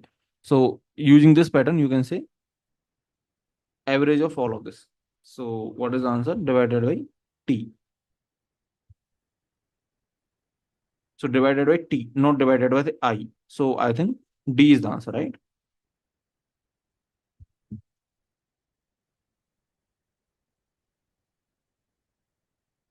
Okay. So is this understood to everyone? Let me know. You just need to compute it and just need to observe, right? That what is the pattern that you are getting. Okay. You can try this as an homework. I think it should be doable. Can you try this as an homework? Just it is just a mathematics, simple mathematics. Okay. Just compute W2, W3 like this, and you can observe the pattern. Based on that, you can see what is the answer that you are getting. Okay. Now let's solve this question. So let me just check how many questions are remaining. Okay. So 5, 6 questions are remaining. Let's just do them again. Okay. So let's just solve this question.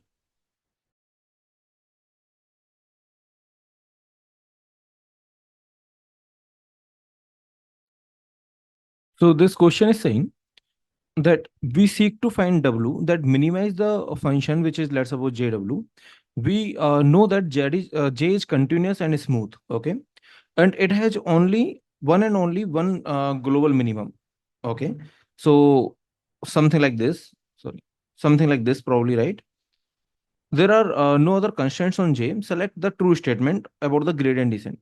A step of gradient descent, that is this is true, right? This is false, definitely, because there should be minus, right? Because epsilon is greater than 0. Okay. So yes, that is definitely false. What about B? The gradient descent algorithm will always converge to global minimum of J if the step size is sufficiently small. I mean, eventually it will converge, right? So what do you think? What do you think, this B is true or false?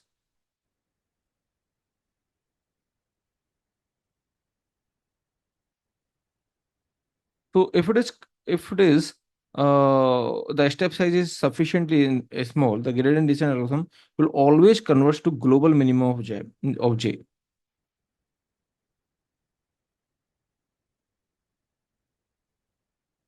So what do you think? So basically, the question is saying that it has one and only one global minimum. Okay, it doesn't mean that it doesn't have local minimum, right? So yeah, I'm sorry about this function that I made. So it could be like this also. Okay, like this also. So the function could be like this also, right? So it can be having the local minimum also, right? So it can go to the local minimum. That's a good question. So that's why it is false, right?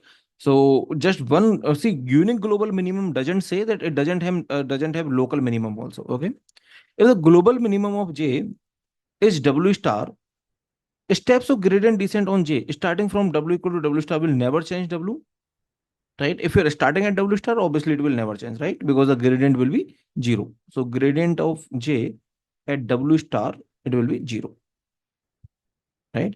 A step of gradient descent never cause JW to increase. What do you think? If alpha is high, then it may cause, right?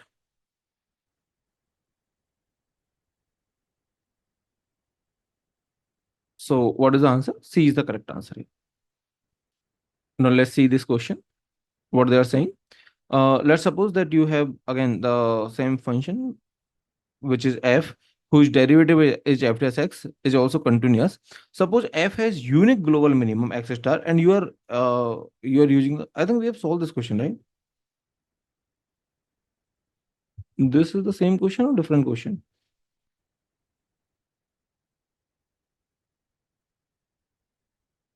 Okay, some similar kind of question, right? It was having 4 options like this. A gradient descent is sure to converge to some value. So they are saying you fix x naught and apply this repeatedly. It will sure to converge to some value. What do you think? The function is smooth and its derivative. So you think it will always converge? No, gradient descent can always can also diverge, right? We have seen that gradient descent can also diverge.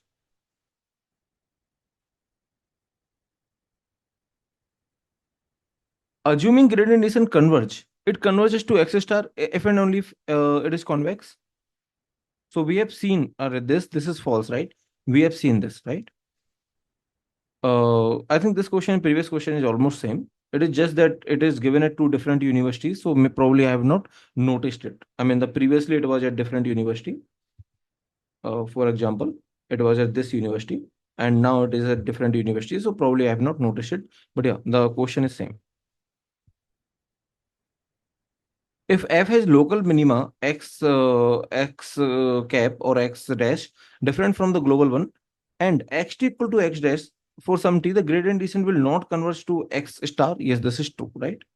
So this is true.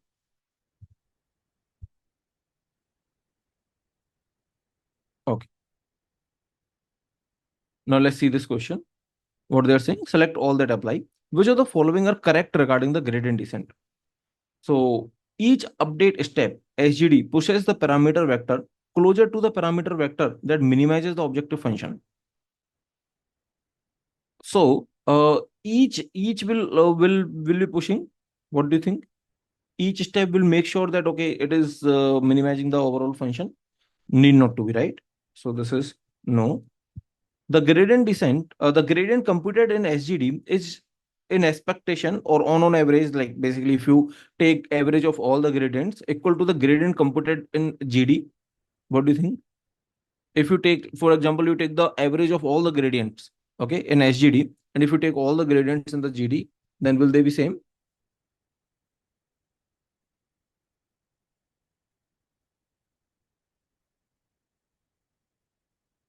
I think yes, most probably. I think yes, because there we take the summation, and here we are having the different gradients. But if you take the average of all their gradients and this gradient, then I think yes. Okay. Let's just read out other options also. The gradient computed in gradient descent has a higher variance than gradient computed in SGD, which is why in practice SGD converges faster. So what do you think? Has the higher variance. So GD gradient in the gradient descent has the higher variance. This is false, right? This is false. So actually, I think this is true. If you take the average of all the gradients there, and I mean, mathematically, there should be a way to prove it, but I'm just having some intuition. So what they're saying, SGD updates high variance direction. C is incorrect for the same region. SGD updates are high in variance and may not go to the direction of the true in gradient. Okay, so A is incorrect because of this region, C is incorrect because of the same region, and B is the correct answer. Okay. No, data set is same. We are just having one example at a time. So there in the SGD, we are summing up one for the one example. Let's suppose the gradient is J1, okay, and J2 like this for one example at a time. And there we are just already summing up. Okay. So I think on average, both will be same. Okay. The gradients there you find the gradients, and here you are finding the gradients because here you are basically in SGD you are finding the gradients individually. Let's suppose G1 del G2, and then I mean these are the individual gradients. Okay, and here you are finding in gradient descent you are finding it just like a summation. Okay, you're finding the you're calling it one gradient here. Okay, you are calling it one gradient here. So you are calling it one gradient here, you are calling them different gradients. So if you sum all over this, and then let's suppose you are doing it multiple times, then and you are also doing this multiple times, then on average, if you sum all here, if you sum all here, then this will be same. Right, is this okay to everyone? Right. Okay, now let's just solve this question. Which of the following is not true statement? Sorry, I think this also we have covered, right? Probably there are different universities, or somehow I just took it same question. I think we have covered this, right? Or I'm not sure. Let's just read it out. It is possible to use the same data example across different iterations? No, we have not covered this. Okay, so it is possible to use not true. They're saying not true about SGD. It is possible to use same data example across different iterations.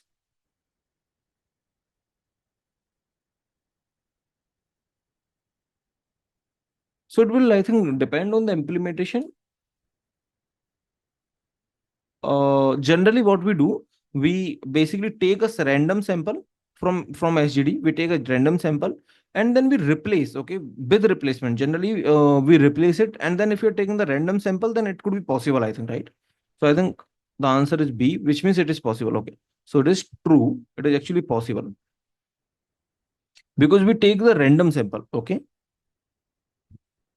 so we take the random sample, and then if you're taking the random sample again, so you don't basically take it out and you don't say that, okay, I will not take the sample. So generally we take the random sample in the SGD. So yes, it is possible, right? So if they are saying, is it possible? Yes, it is possible. Okay. So if they ask about the possibility, then yes, it is possible. Okay. Because we take the random sample, and SGD actually doesn't specifically say that you need to take the random sample or in the iteration like one by one or like that, right? So basically, if you're taking the random sample again and again, then it may be possible that you are getting the same sample. Okay, SGD doesn't specifically say that, okay, you need to go one by one. Okay, it is implementation dependent. However, you are implementing, you're free to implement. SGD is faster because it's a higher convergence rate and optimization. What do you think?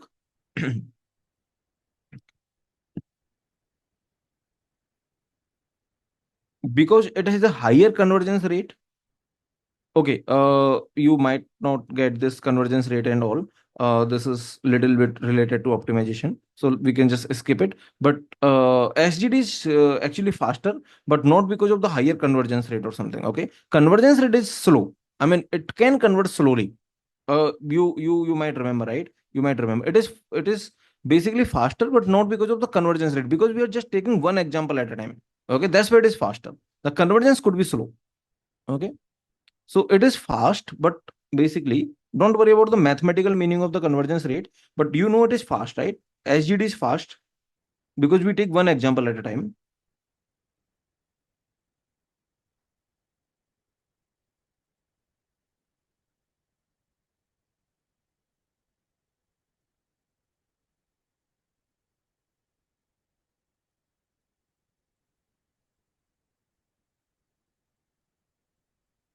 right?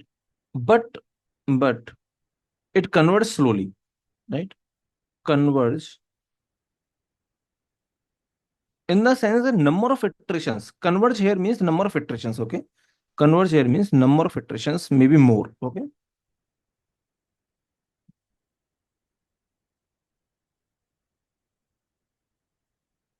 Is this okay to everyone? Okay, convergence rate actually means number of iterations.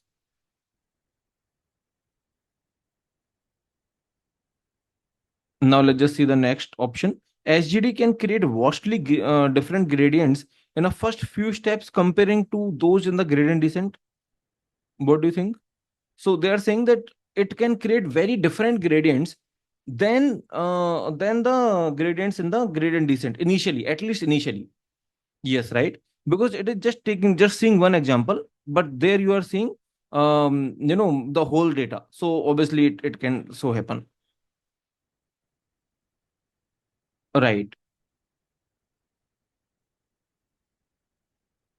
Okay, but later what might so happen that later, since you have seen so many examples, your W will be adjusted such that uh, your W, which means your weight parameters, will be updated such that even the gradient descent and SGD both are giving you ultimately the same parameters.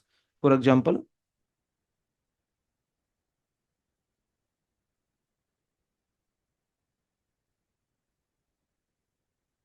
let me just show you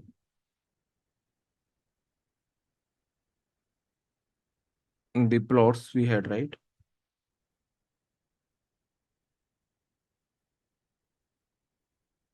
Yeah. So basically, initially, okay, here we are starting with different initial points. But let's just see. the examples where we are starting with the same initial point. Okay. Yeah. So here we are starting with the same initial point. So if you compare this and this, right? Now, initially, obviously, the gradients are different. So that's why that is very much fluctuation. But maybe after some time, you can say that whenever it is closer to minima, right? That the gradients might be almost same. Okay. Whenever it is closer to minima, then maybe the gradients could be same. Oh. Now, let's just move to the next question. Okay. So let's just see this question. This question I have taken from Stanford. This question is a little tricky, I can say. So just try to answer this question. Let's just see that what are the options. So they are saying true option, right? And you assume that there is no problem with the learning rate, okay? Which means there is a optimal learning rate, okay? There is no problem with the learning rate. So batch gradient descent or gradient descent are same actually. Is always guaranteed to converge to the global optima of a loss function. What do you think? If it is false, then what is the reason? Okay, you are saying it is false. I also agree actually it is false. What is the reason? Yes, can stuck in the local minima also.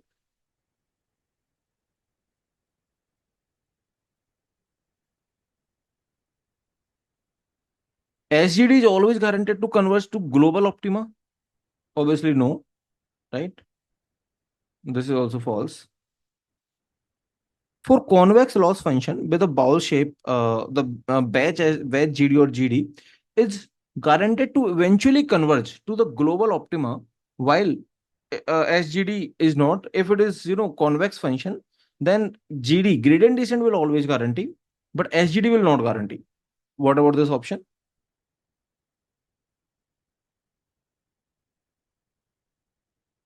So both will guarantee. You people are saying both will guarantee, right? So it is false or true?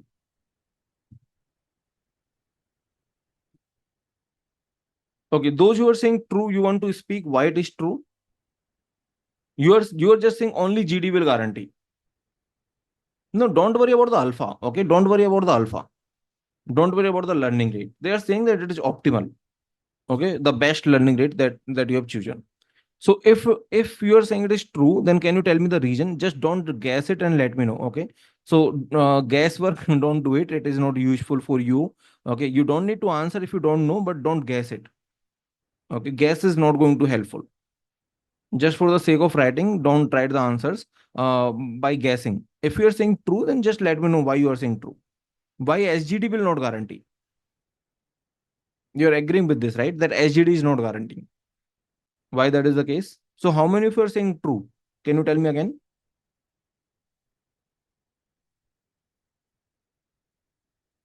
Okay.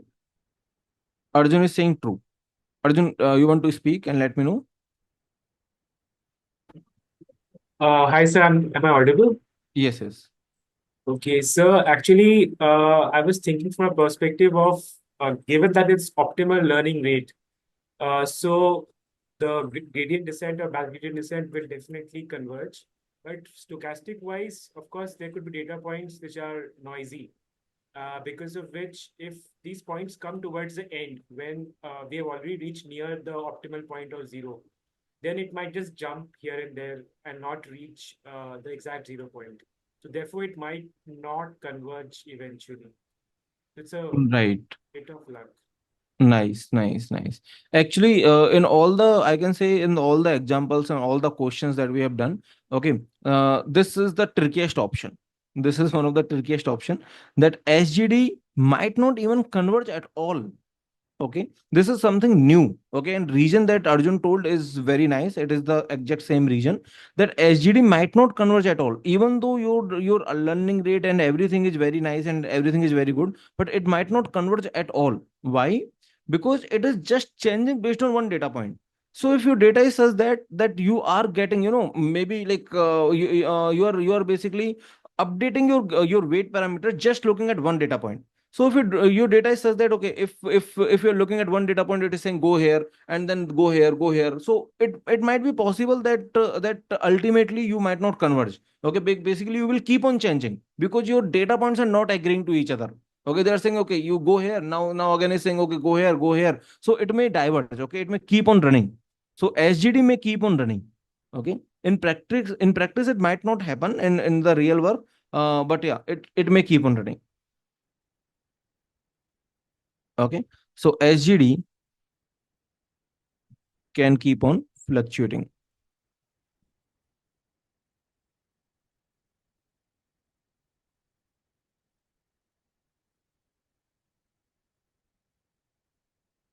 For convex loss functions, SGD is guaranteed to eventually converge to the global optima, while batch gradient descent is not.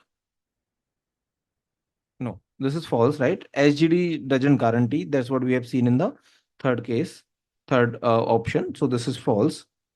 Okay, SGD doesn't guarantee the convergence at all. Okay, for convex loss functions, both SGD and batch gradient descent will eventually converge to the both.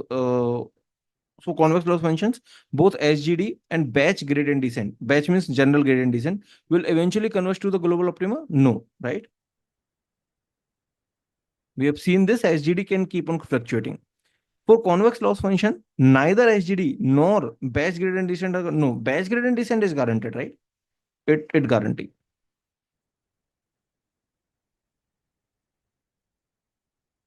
So this is also false. Okay. Yes, 3 is the correct answer. This question was very nice. It was regarding the convergence of SGD. Okay, that was some new point I can say that you have just got to know, right? This question is taken from Stanford. Great. So these are the 30 questions that I wanted to discuss. I hope you really enjoyed the questions, right? Okay, great. So now the next topic will be, can you guess the next topic?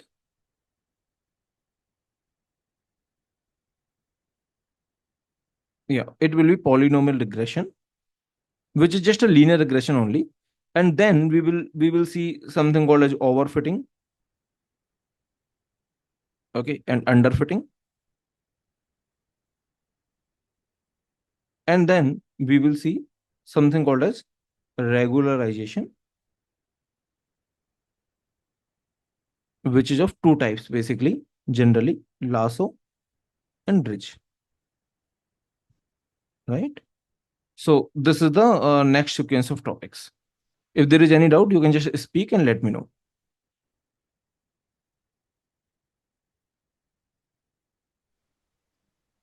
Hello sir. Yes. Sir वही वाले point पे जो question जो अभी tricky था उस पे ही थोड़ा पूछता, थर्ड वाला पॉइंट। वो सर हाँ, आप कह रहे थे कि एसजीडी लास्ट में सिर्फ एक पॉइंट के बेसिस पे पैरामीटर्स अपडेट करता है, तो इवेंचुअली हम फ्लक्चुएट करते रह जाएंगे एंड में, ये पॉइंट था सर।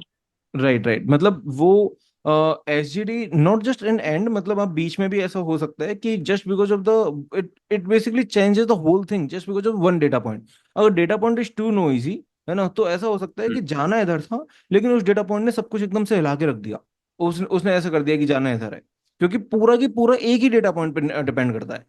हाँ लेकिन सर हाँ फिर बाद में जो डेटा पॉइंट्स आएंगे तो एवरेज अल्टीमेटली तो वो मिनिमा की तरफ ही डायरेक्शन दे देते हैं ना उसको। हाँ, that's what I am saying, but like for example आप इधर चले गए ना, लेकिन ये पॉइंट इतना नोइसी है, फॉर एग्जांपल जो like whatever you are doing in gradient descent, है ना, इसमें तो you are having this just one one summation, मतलब ये जो डायरेक्शन है उसको you are just saying the weightage of this is just one number, one summation, है ना। So, which means that there are some other, let's suppose, some better examples also, but using these better examples, ultimately this is just negligible. और मतलब it won't impact that much, right? हाँ जी sir. But here, if you're changing, let's suppose you wanted to go here, but now you're changing it, and you are eventually, I mean, your noisy data point is saying you go here, right? Now, let's suppose the one data point which is coming, right? That is influencing you to definitely, let's suppose, go in the correct direction, probably go here only.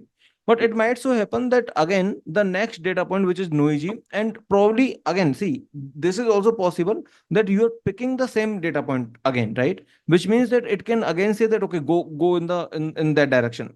So basically, if you are, yeah, I agree that you are eventually summing up, but if you are basically making the decision, the Based current on one. decision based on just one data point, then it might completely fluctuate your path. Okay. ठीक है sir, makes sense. Okay, Sir, then you can I just also think have about it. two Yeah, हाँ yeah. जी. doubts. Yes, yes, Sumya. Sir एक तो पहला वाला question था जिसमें आपने फीचर्स की बात करी थी, वो ये वाला नहीं है. They thought those two statements, one statement was some contradictory to another. जहाँ Which पे one? features,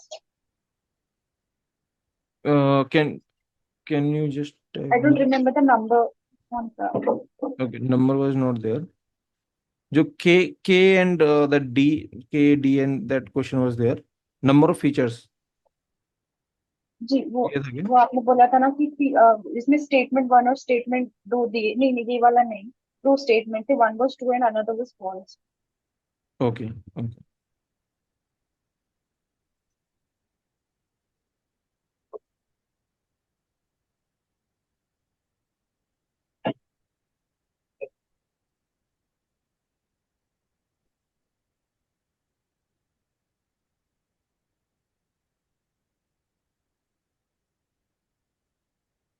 So let me stop the recording and then we can discuss these doubts. I think the question I need to find out. Okay. Let me stop the recording, and if there is anything that is worth recording, then I will again resume it. Okay, Thank you everyone for watching the lecture. Let's just stop the recording and then I will solve few of your doubts. Okay.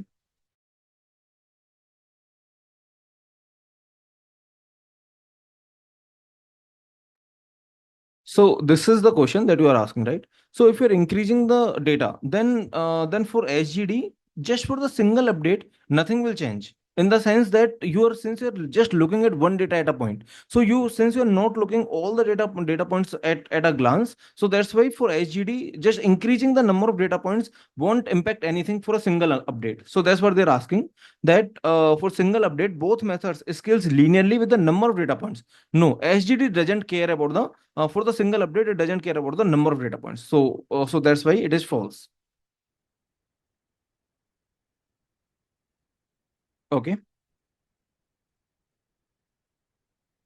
So Navjot is asking, sir, in SGD with optimal learning rate, with increasing number of iterations, do we increase probability of converging?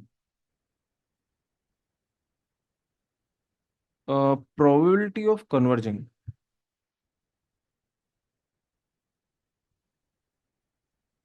I don't think, like, I mean, since the SGD can diverge also, like since we have seen that it may diverge, right? Ultimately, it may not even converge at all. So I don't think it is true that there is nothing said about the probability that we are increasing any probability or something. Okay. So thank you everyone. Let me just end this session and then we will create a new session for next class. Okay. If So there is ये any other point, doubt, please let me yes, know. this point A also please explain memory and Okay. compute requirements. So the gradient will depend on number of features. For example, if you have number of parameters, right? So for every feature, let's suppose you are having 10 features, right? For every feature there will be at least one parameter, w1 w2, like this, right? So if you're increasing the features, then you're increasing the parameters, so the gradient size, this will increase. So since you're computing the gradient in both, right, which means in the SGD and GD, so that's why it will impact both, right? If your gradient size is increasing, then it will impact both SGD and GD. So that's why this is true. That's for the single update in both methods, it will scale linearly with the number of features. If number of features are increasing, number of parameters will get increased. So that's why the gradient size will get increased. Means W1 has one feature, W2 has another feature, like that. Yes, yes.